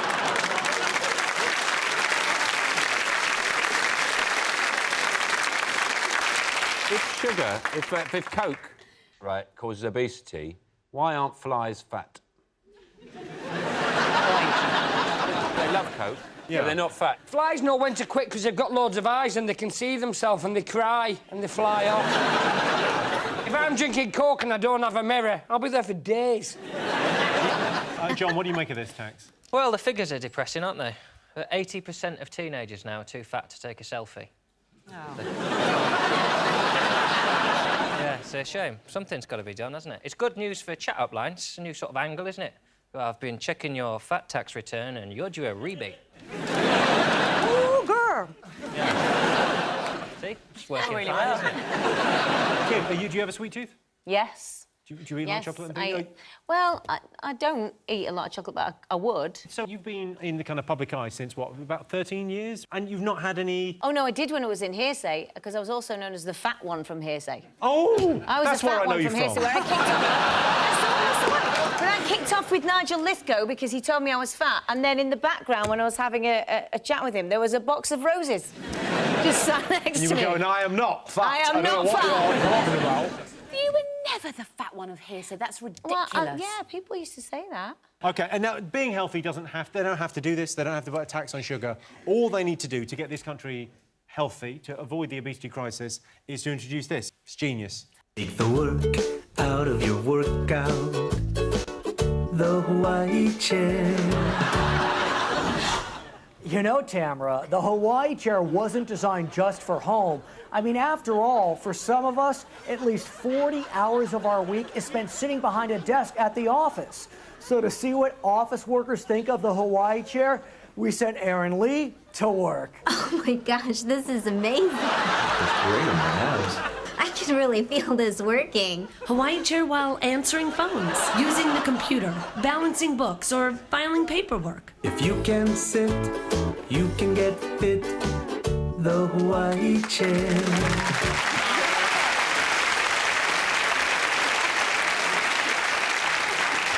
I hope it's absorbent. If you played that without the visuals, it would sound like a porn film. It would just like, oh my god, that works. Yeah, it works real good. It feels awesome. Oh my god, yeah, you like that? You like that real bad? Yeah, I really like that. This is awesome, and I just sit on it. You just sit on it. You just sit on it and roll around. Oh, it looks like you're masturbating over your colleagues. Yes, yeah. Why do you think I went into stand-up? I would never have survived an office environment. Neither would the photocopier.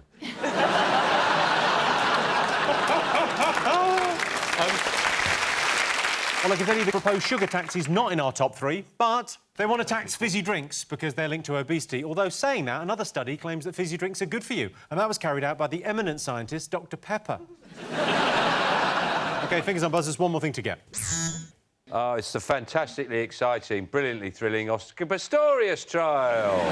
Hooray! Started! Do you know a 24-hour cable channel has been set up in South Africa to cover it? What are they doing between midnight and 4 in the morning? I don't know. Well, not going for a piss.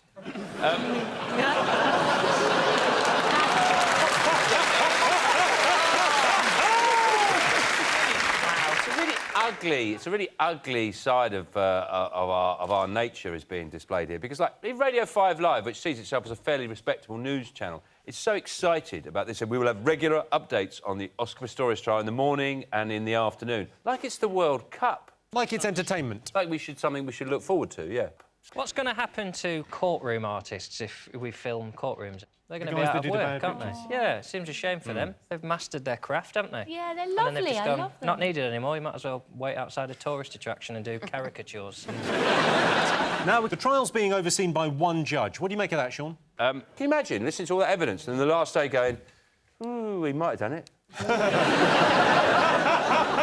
we might not. Oh, I don't know. I mean, one judge seems strange. I mean, even on Strictly, there's 4 judges on Strictly to tell whether Russell Grant can do the can-can. You know, they say, oh, that was terrible. They can't even decide on how good Russell Grant is. Well, maybe that's what his appeal will be based on. Well, Bruno Tonioli wasn't even there, so...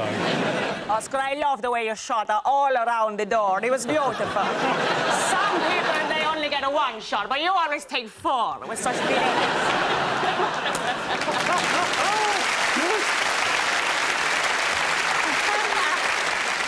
But his defence team have said that it wasn't her screams, haven't they? It Yes. wasn't... They've said that he screams like a girl. He screams like a girl. But they're going to have to do something in court to make him scream like a girl. Is somebody going to have to jump out and go, boo? So that he goes, ah! Or however it was he screamed. Well, So the risk is the ice person that jumps out and goes boo gets shot 4 times.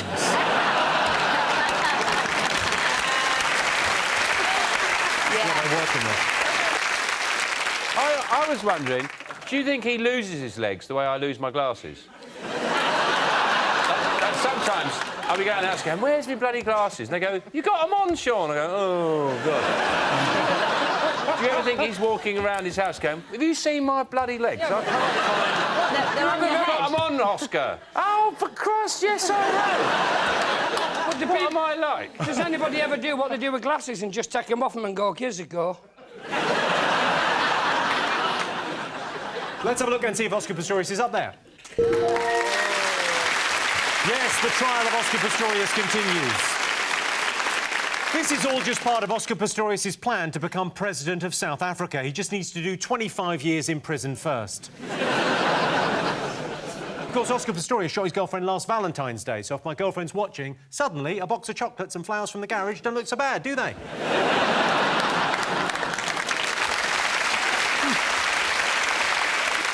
So those were the most talked about things over the last week. But in other news, it's been announced Nick Clegg and Nigel Farage will take part in a televised debate. Now we can finally get the answer to the question British voters really want answered. Who would win in a fight between a prick and an arsehole? Legoland was closed at the weekend due to a terror threat. What's the big deal? They could just put it back together. And a man in Lincolnshire has been found guilty of having sex with a Staffordshire Bull Terrier. Someone must have squealed. My money is on the dog. At the end of that round, Sean, Johnny and Mel have 2 points. John, Kym and Aisling have 1 point. Our next round is Pick of the Polls. Sean, Johnny, Mel, pick a question. What do you like the look of? Cheryl Cole, please. Yeah.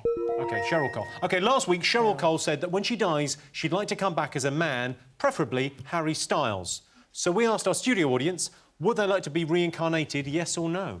I'd like to come back as a bloke. Oh, no. Really? Yeah. I couldn't bear to have danglies. Have you ever been told by somebody, you know, a psychic, that you've lived before? Oh, yeah. I did that show that Phil Schofield did years ago. Have I been here before? You call him Phil? Have you... Are you close? Have you been here before? So what did they find out on the show? What did you... I was a maid in one of the lives. Sure, they're always maids, yeah. And I was a whore who was hung. You were a whore who was hung? Or like a transsexual?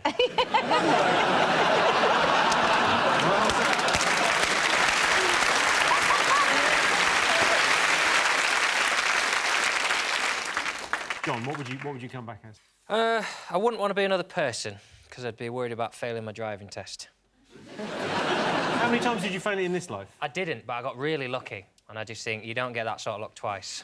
That three-point turn was a disgrace. I'm riding that luck out. But I Googled who died on the day I was born.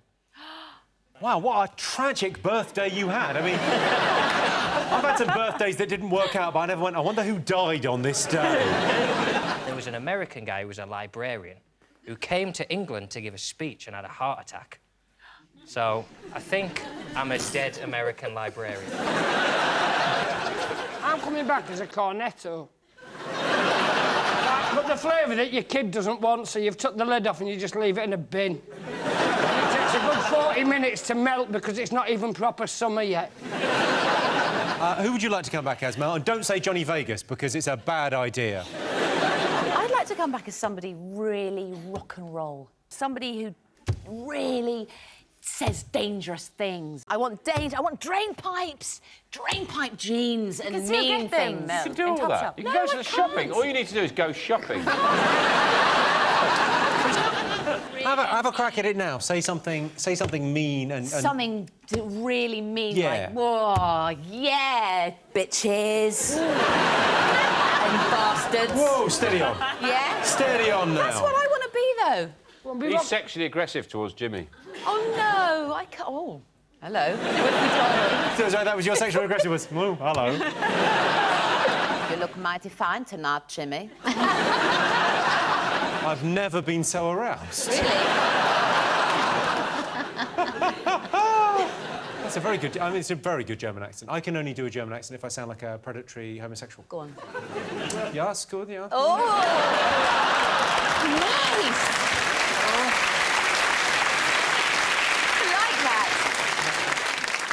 OK, let's get some answers on this. So, our studio audience, we asked them, would you like to be reincarnated, yes or no? What do you think, Sean? Yes. Yeah, OK, what do you think, John? Yeah. Yes. Yeah. You go, yes. OK, I can tell you the answer is yes. Yes. 88% of our studio audience would like to be reincarnated. John, Kym, Aisling, pick a question. Oh. Can we get to pub, please? You've chosen The Rover's Return. Most people think their life would make a good soap opera. True or false? What do you think? You are the most qualified to answer this question, I imagine. I would say so. Mine's pretty dramatic. You also make a great... A lot has happened in your... I mean, because you've had two very distinct careers. Yeah. Since joining Coronation Street, your character, Michelle Connor, has worked in an underwear factory. You've also pulled pints at the Rovers. You've discovered your son was swapped at birth. Yeah. Bit of bad luck. I lost two brothers in separate car accidents. Yeah. Unlucky. And you dated a bisexual man. Yeah. You think your life would make a good soap opera? I reckon I could match it. What guest ales do you have in the Rovers?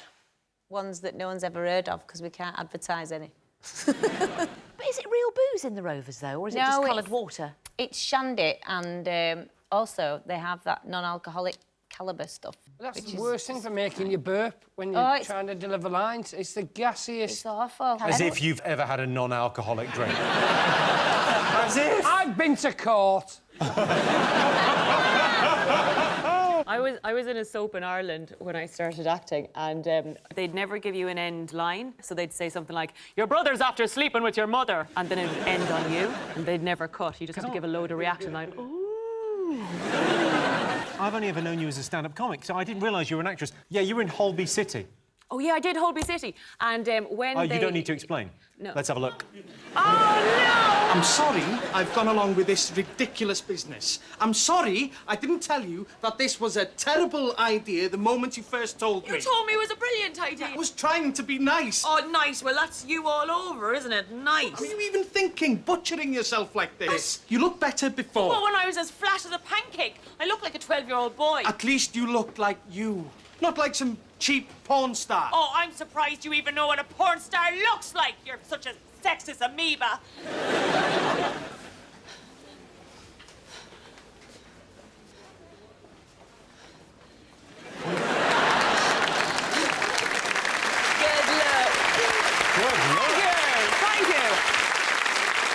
I thought they'd give me something juicy, and they said, "Yeah, well, what do you know what you got? You got an exploding boob job."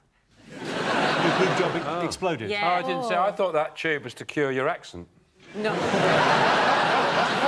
Also, your character's motivation, they're complaining you don't even watch porn. Yeah. I've never had that complaint at home.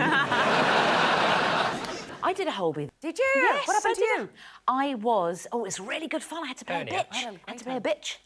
So do you remember any of the lines? But take us back to that moment. Just scene. I played it quite sloony. I played a sort of really sloony bitch like that. And my daughter had swallowed some batteries. So I had to take her in Holby City Hospital, and I was really uncaring mum. I did a Holby as well, yeah. What did you do? I played the girlfriend of a guy who'd been shot in the arse with a rifle. What about you, Sean? I was in an episode of Crime Watch where I conned old ladies out their pensions.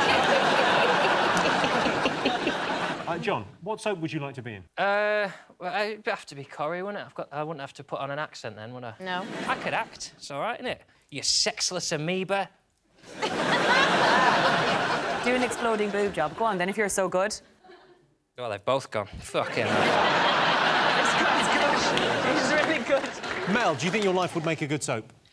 My life is so dull.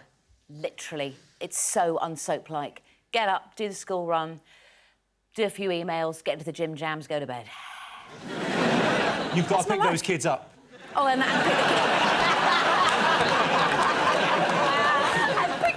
sometimes I do it in my gym jams. So most people think their life would make a good soap opera. True or false? John, what are you going to go with? True, I think. True. You're going to go true? OK, what do you think, Sean? True. OK, I can tell you the answer is false. What? Only 31% of people think their life would make a good soap opera. Still a third of people, still a lot. Soap operas are such a part of our lives that we've even given them nicknames. Coronation Street is Corrie, EastEnders is Enders, and then there's Hollyoaks, which in my house is called Pants Off, Baby Lotion Fun Time. So at the end of that round, it's 3 points for Sean's team and 2 points for John's team. The winner is the name of our final round. Here's your question. Most attractive accent. I'd like to put myself up for this one. It's a bad noise to start with. Is it the mosquito accent? No, I think probably the American accent, I'd say. When I have sex, I always try to do it in an American accent, just to take the edge off this one.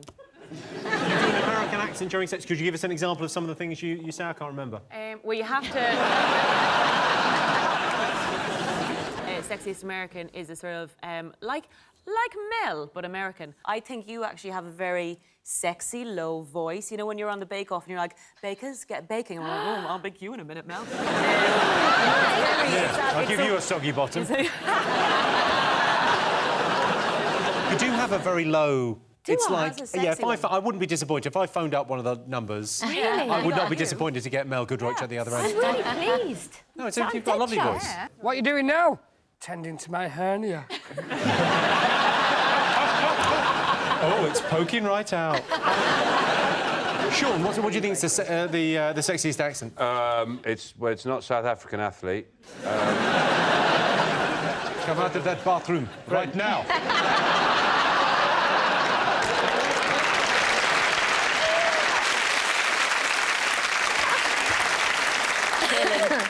I always find if I don't watch them, the meerkats. about just listen? Well, just close your eyes for a second. Meerkat saying something sexy, please, John. Hello, I am Alexander. I come to touch your penis. What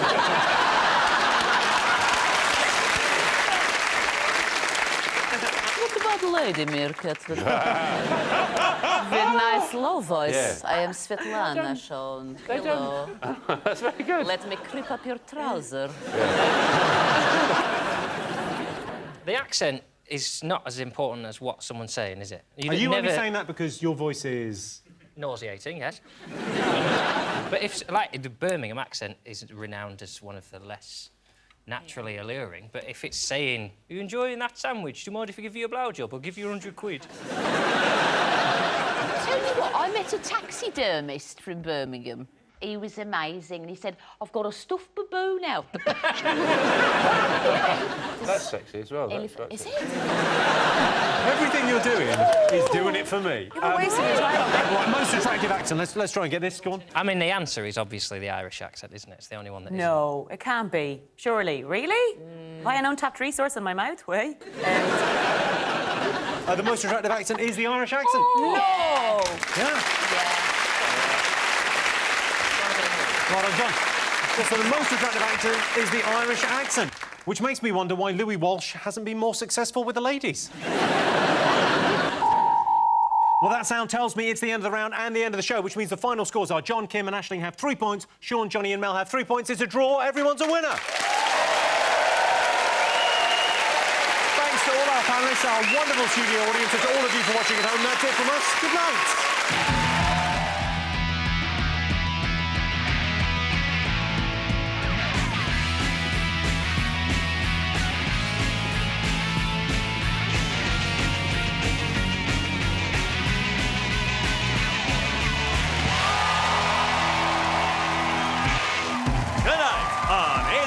Cats.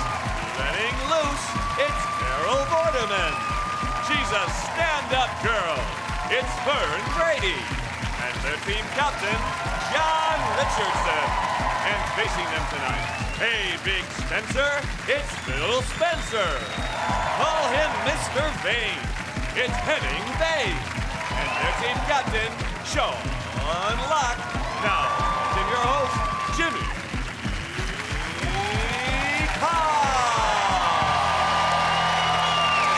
Hello and welcome to 8 out of 10 Cats, a show about opinion polls, surveys and statistics. Did you know, for example, 35% of Americans think British accents are attractive? Well, jolly nice of you to say so, fatty.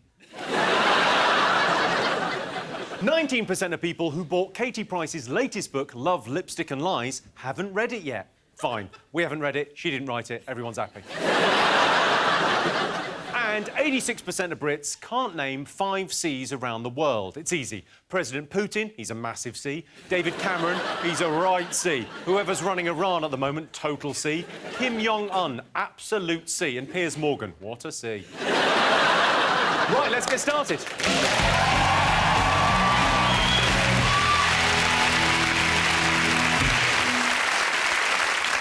What are you talking about? That's the name of our first round. It's our panellists' job to guess the British public's top 3 most popular talking points. John, Fern, Carol, what have the nation been talking about this week? Lots of different things, haven't they? Yeah, well done, Carol. I mean, that's...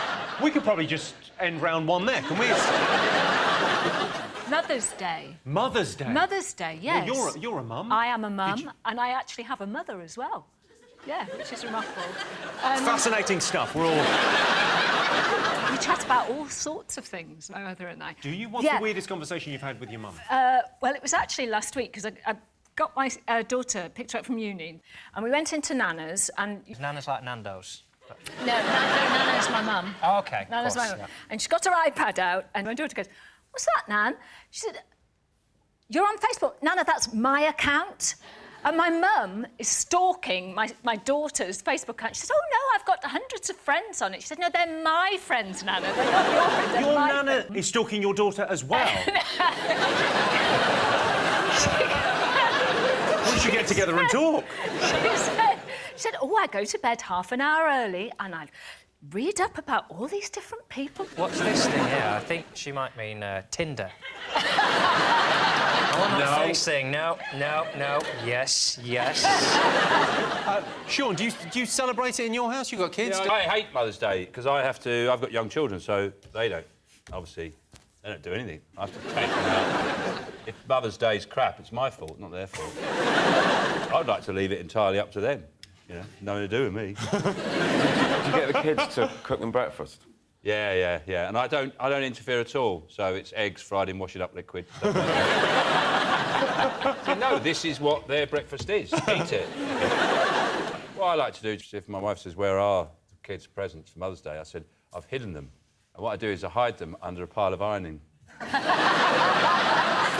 Treat. To go and during the course of the week, you'll come across them. John, you're very close to your mum, aren't you? Yes. That will surprise no one. Got her a very funny card this year. It said, "Mums know the benefit of cooking with wine. Sometimes they put it in the food." And it's funny because it implies she has a drink problem. Fern, do you find it difficult buying prezzies for your mum? Yeah, one year when me and Mum had our annual Mother's Day fallout, it was because I bought her one of them funeral cards instead of Mother's Day. What did it say? With deepest sympathy. Sorry you got me for a daughter. Henning, is Mother's Day on the same day in Germany? Well, Mother's Day is in May, but it's equally awkward. Because there is just no right present. Because if you ignore it, well, then obviously Mutter is furious.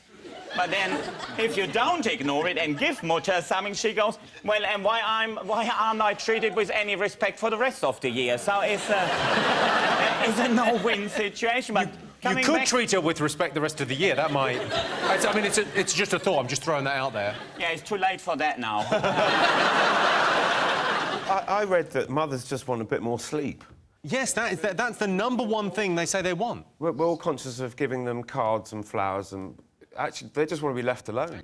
They just want to be knocked out for 24 hours. God love them. Well, I don't, because every year there's a survey that says which towns spend the most money. It's meant to make the rest of us feel bad. Is it Liverpool this year spend the most on them? Well, all that means is that mothers across the country say, "Don't get me anything." And mothers in Liverpool go, "You better spend 50 quid on me, you little shit."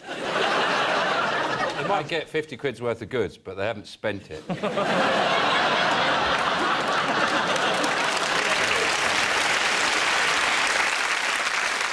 Well, let's have a look and see if Mother's Day is up there.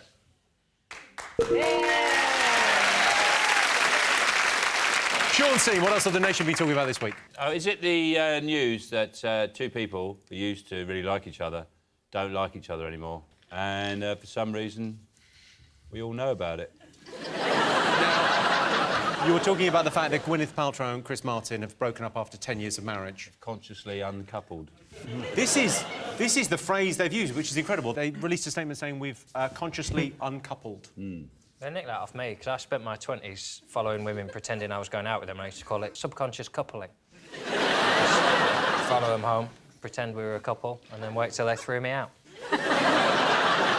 It did seem like a really weird statement, because just in case consciously uncoupling wasn't annoying enough, they said after the split, we're closer than ever. Yeah. And the world went, bullshit. Well, you see that he gave her then some painting of a flying bird as a leaving present. I mean, had he given her like a spanky tissue, there would have been less wanky than that painting. What tissue? Oh, spunky? Oh, spunky tissue. Sorry, Sean, it's pronounced spunky.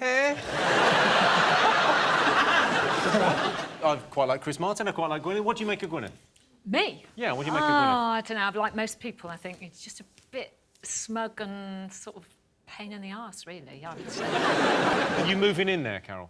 What do you mean? You moving in on Chris? No, he's a bit too old for me.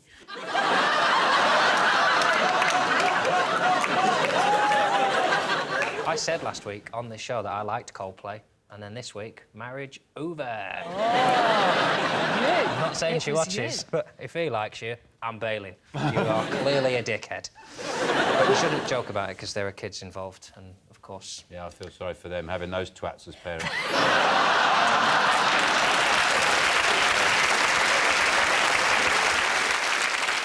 I imagine Chris Martin got fed up coming home from the recording studio, opening the fridge, and all that's there is like a meadow with alfalfa sprouts. And the only treat is a little marzipan farmer leaning over it like that. Now he's had a lifestyle change. He doesn't have to, you know, abide by her rules, because she was so vegan, she sort of grows towards the light, doesn't she? She's sort of... Fern, what do you make of this split? I feel like my faith in love has been destroyed. I don't really. I feel sorry for them, though, because they were together 10 years, and that's like dog years in celebrity relationships. That's like a long time. It's like a miracle. Yeah, but I feel sorry for their kids, because she banned Apple from eating carbs, yet was sadistic enough to name her after a carb. Why not a lean protein? That was the sound of our audience going, are apples carbs? Yes. Are they? No, they're not. Fruit and veggie carbs, yeah. I know that tomatoes are a nut. Yeah. Chicken's actually a legume. We're making the anti-QI. Phil fell for it. He has to know they're a fruit. That's what I was doing, Phil. No, I think she's got increasingly out of touch. She set herself up as this kind of lifestyle guru and talking about weird things that she will let her children eat or won't let her children. It does seem to have got very out of touch. Well, her children are going to be eating McDonald's every second Saturday now. And now she's hanging out with that Jay-Z. Yeah. So now he has got 100 problems.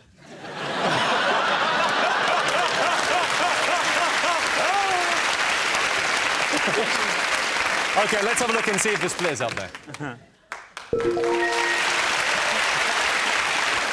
Yes, Gwyneth Paltrow and Chris Martin are splitting up. In the press release, Chris Martin and Gwyneth Paltrow said they were consciously uncoupling, as opposed to unconsciously uncoupling, which is just when it accidentally slips out.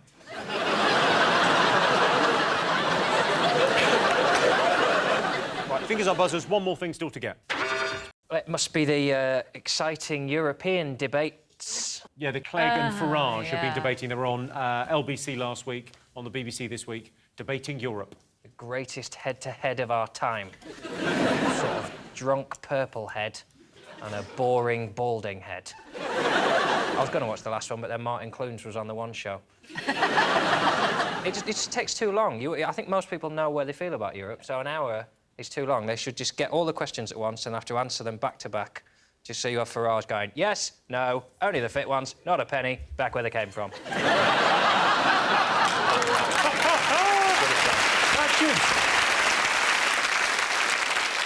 What do you make of Nick Clegg? What do you think, Carol? He is wet, really, isn't he? I mean, it's like a grey day in Austria. Austria's quite nice, though, isn't it? Is it nice? Is that too nice, then? You don't get Henning started. He loves Austria. Wars is and always will be an integral part of the fatherland.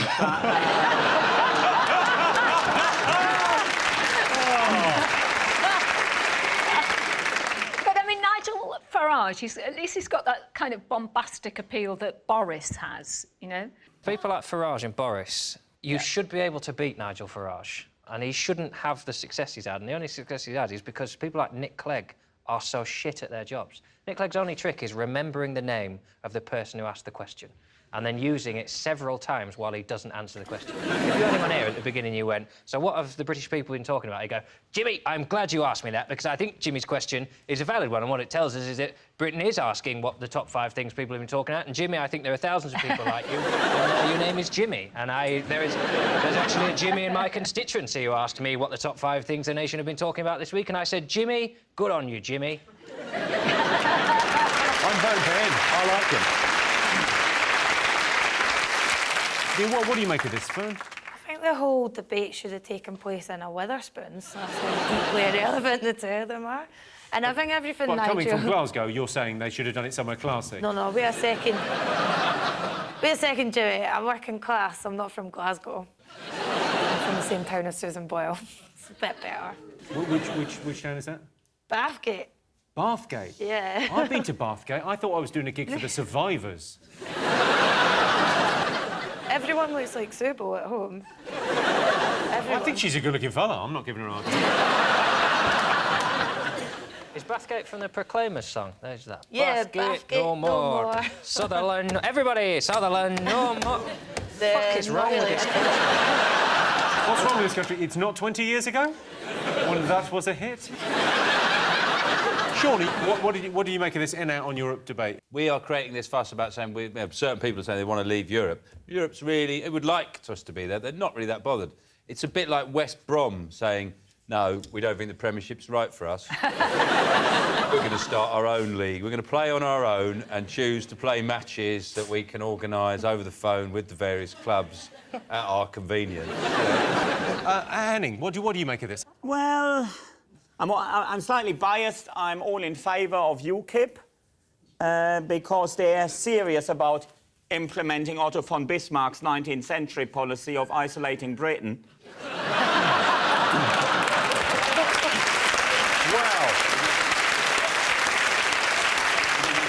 Someone had to make that rather obvious point before we move on. No, and the thing is, well, I don't know. I think at the moment we definitely learned that Europe is very, very important. We need a united Europe. There is no doubting, there is no debating that. I don't know where UKIP gets it from that Britain can walk out of Europe. What we do need a united Europe under strong German leadership.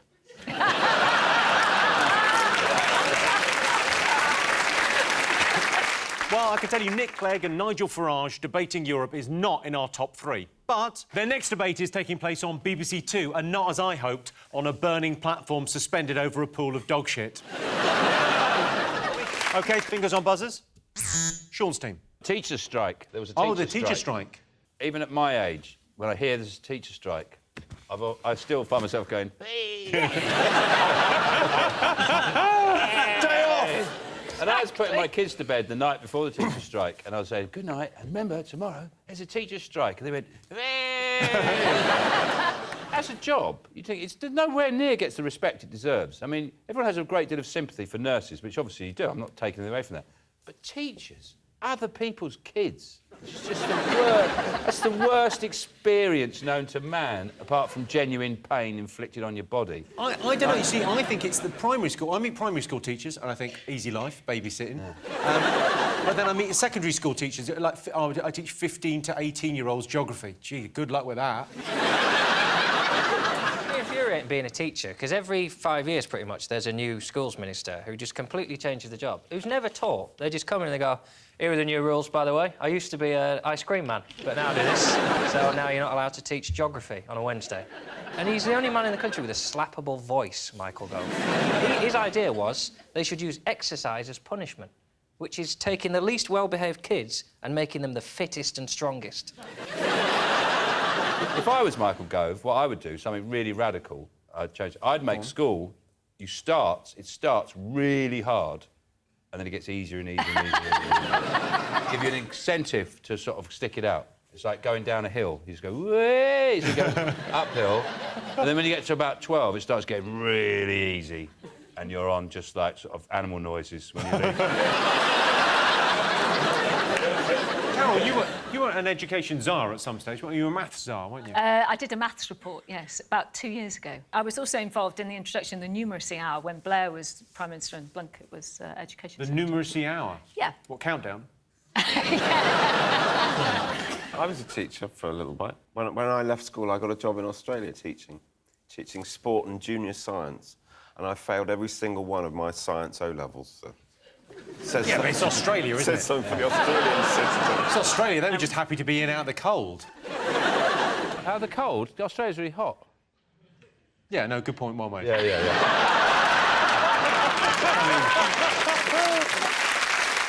You were a teacher. Yeah. How long did you teach for? About 8 months. I had a ball, but because I'd left school and gone straight to being a teacher, it was the transition from being a pupil to being in the staff common room was quite an extreme one.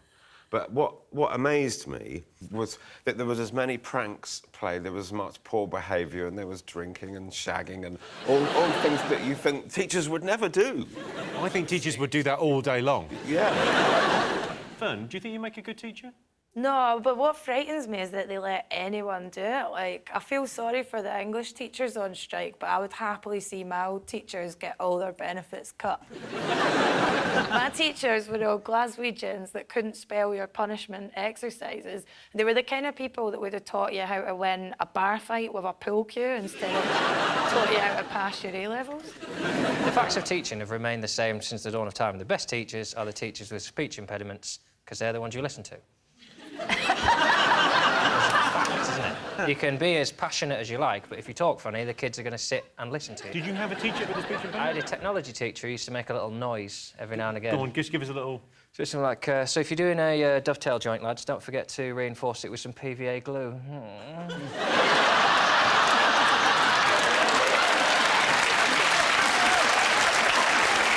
Well, I listened and I've retained that information. Yeah. PVA glue, yeah. That for 15 years because of that noise. And what was it? It's just a little... Just every now and again, not all the time, but just every now and again, just at the end of the sentence. And that, don't forget that will be on the exam. Well, I can tell you that's not one of the most talked about things over the last week, but the teachers are striking over conditions. I'm not sure if the conditions can get any better. I mean, you finish at 3:30, you get an hour off for lunch, and you've got 2 playtimes. Who else gets playtimes? OK, fingers on buzzers.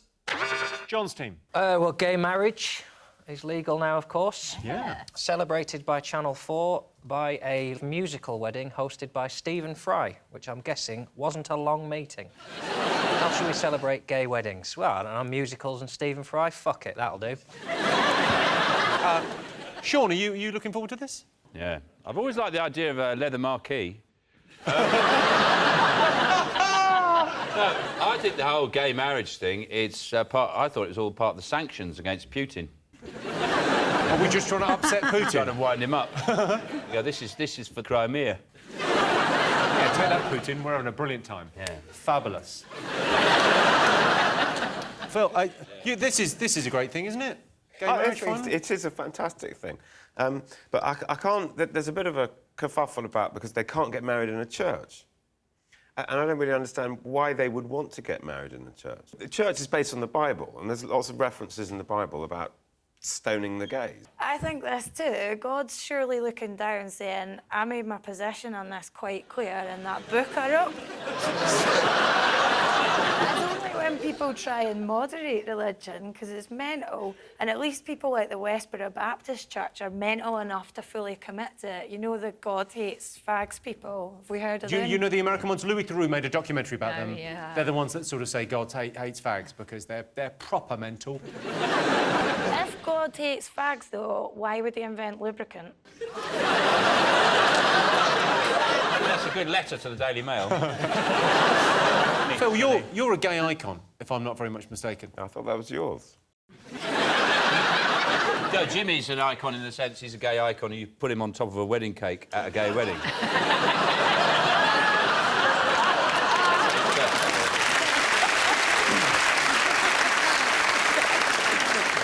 Well, if gay proposals are anything to go by, gay weddings are going to be amazing. It's just got more oomph about it. It's got more life about it than, you know, men normally do to women. It's yeah, like... but, Carol, you should see the state of the shed they built.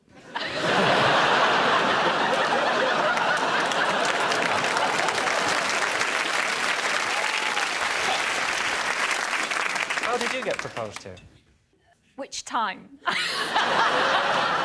Well, it was different in those days, wasn't it? It was, yeah. Yeah, we were riding on the back of a hay cart. I thought you were going to say Triceratops. Well,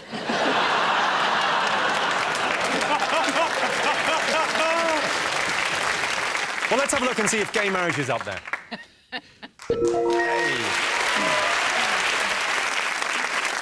So, gay people can now get married. So this should mean straight people can now take poppers, dance to Kylie and suck off strangers in public toilets. I certainly hope so. I am so straight. At the end of that round, Sean, Henning and Phil have 1 point. John, Fern and Carol have 2 points. So next round is Pick of the Polls. John, Fern, Carol, pick a question. The dunce. OK, Yeah. you've chosen the dunce. Last week, a supermarket in Nottingham came under fire after installing a cash machine just 15 inches from the ground. Look at that. I mean... That's a lot of fun, isn't it? Can you imagine 7 people in Nottingham being happy about it? Well, one of them be happy, the other 6. So we asked our studio audience, do you think you have common sense, yes or no?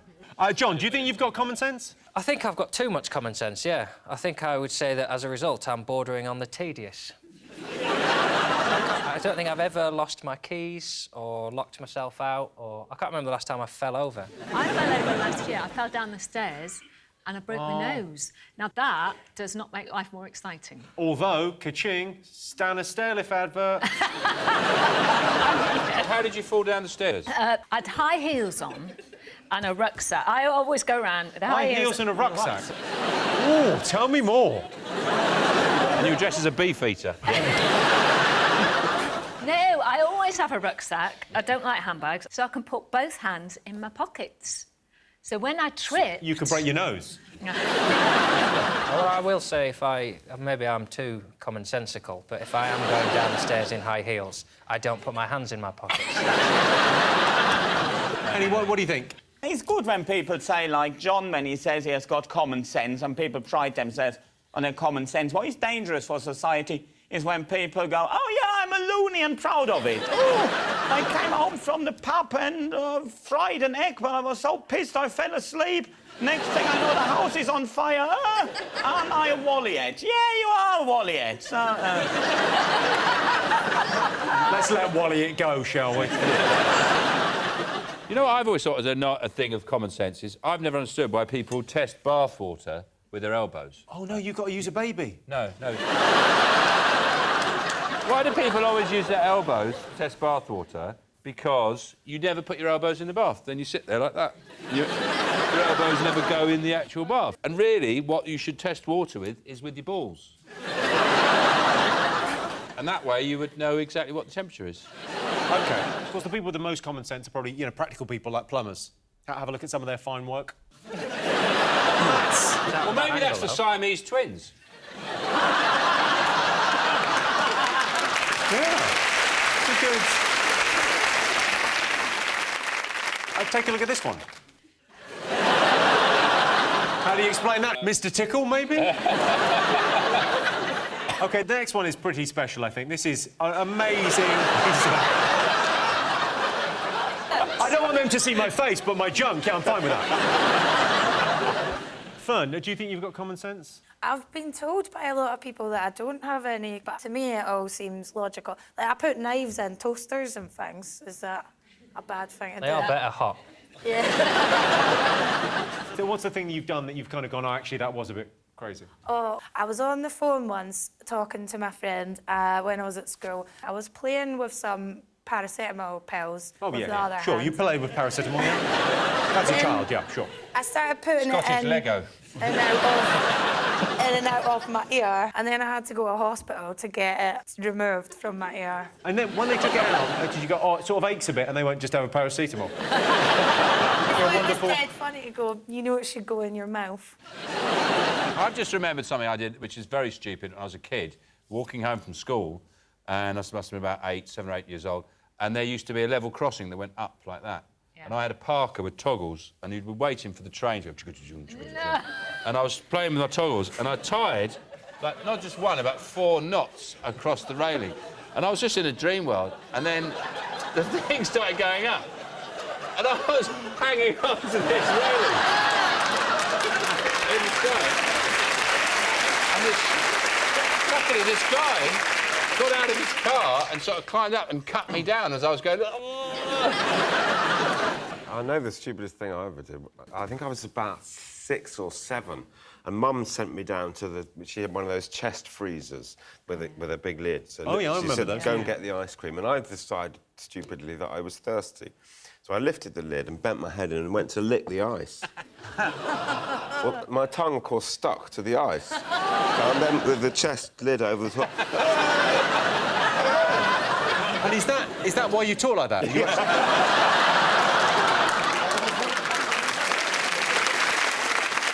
OK, let's get some answers on this. So we asked the studio audience, do you think you have common sense, yes or no? What do you think, John?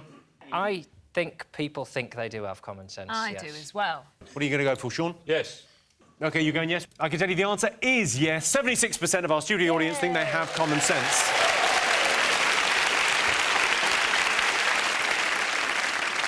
Common sense, of course, is the sense that Kerry Katona uses to detect when there are chips nearby. So at the end of that round, it's 2 points for Sean Steam and 3 points for John Steen.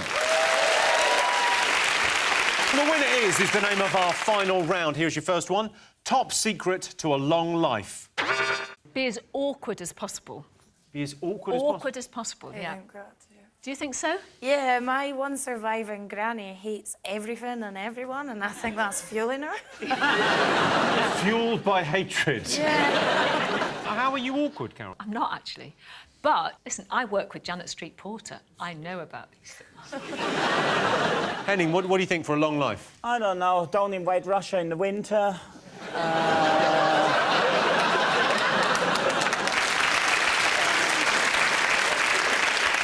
Well, the key to a long life is have realistic ambitions. If you try in life and become something you can't, you're just not destined to, then don't try and go for it, but just lower your expectations and your ambitions. There's nothing more... If people... I don't know if that's ever going to be a Disney song.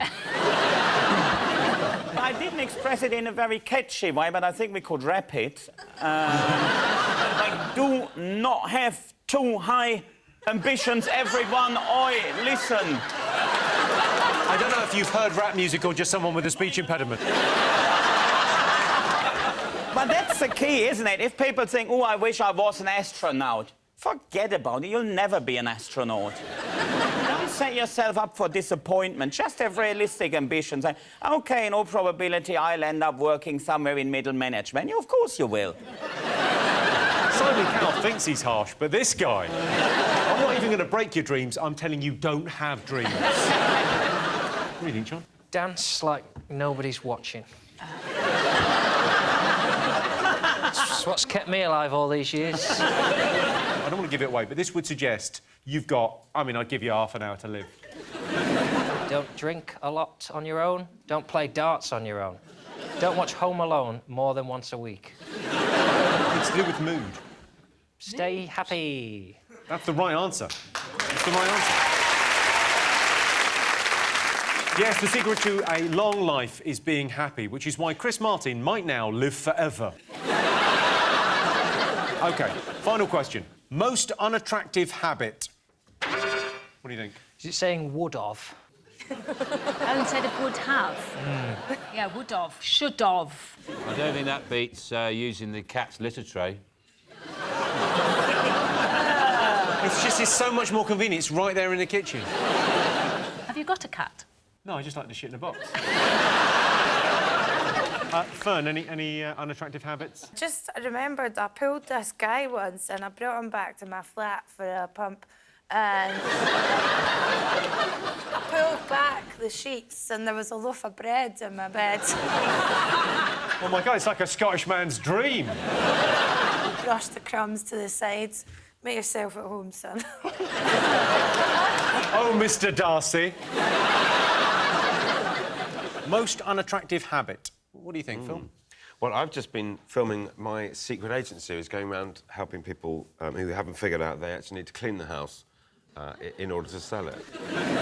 What's the worst thing you've seen? There's an awful lot of kind of pet poo. I've seen an awful lot of that. I've seen a kitchen where the cat had weed on the floor so much there was a hole in the floor. It was rotten. Sex aids. Seen a few of those. What, just lying around the house? Yes. For the estate agent, this room would be ideal for masturbation. Henning, any annoying habits? What I really hate is when people tell me about their unrealistic ambitions. Harebrained ideas and plans for the future. I want to be a comedian, Mutter. I want to be a comedian.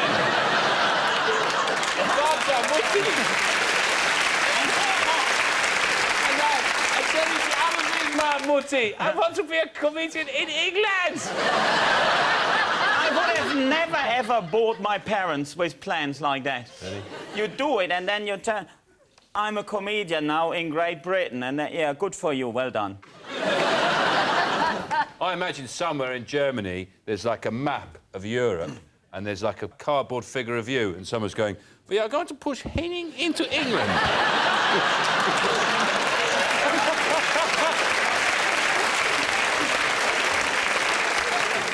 Yes, we're putting you undercover as a comedian. Will anyone believe that? No. Do you reckon I work for Berlin from here? Yeah. What sort of information will I have gathered here this evening that would be of any interest or significance to anyone back home? Well, don't be like that, Henning. Well, the most important message you can take back home is, we haven't forgiven you. OK, most unattractive habit. I think, Jimmy, one of the most unattractive habits is when you're talking to a man and then he's just looking at you and not actually listening to what you say. So then when you ask him a question... then when you ask him a question, he says, pardon? What? The German people will be very pleased to find out about this.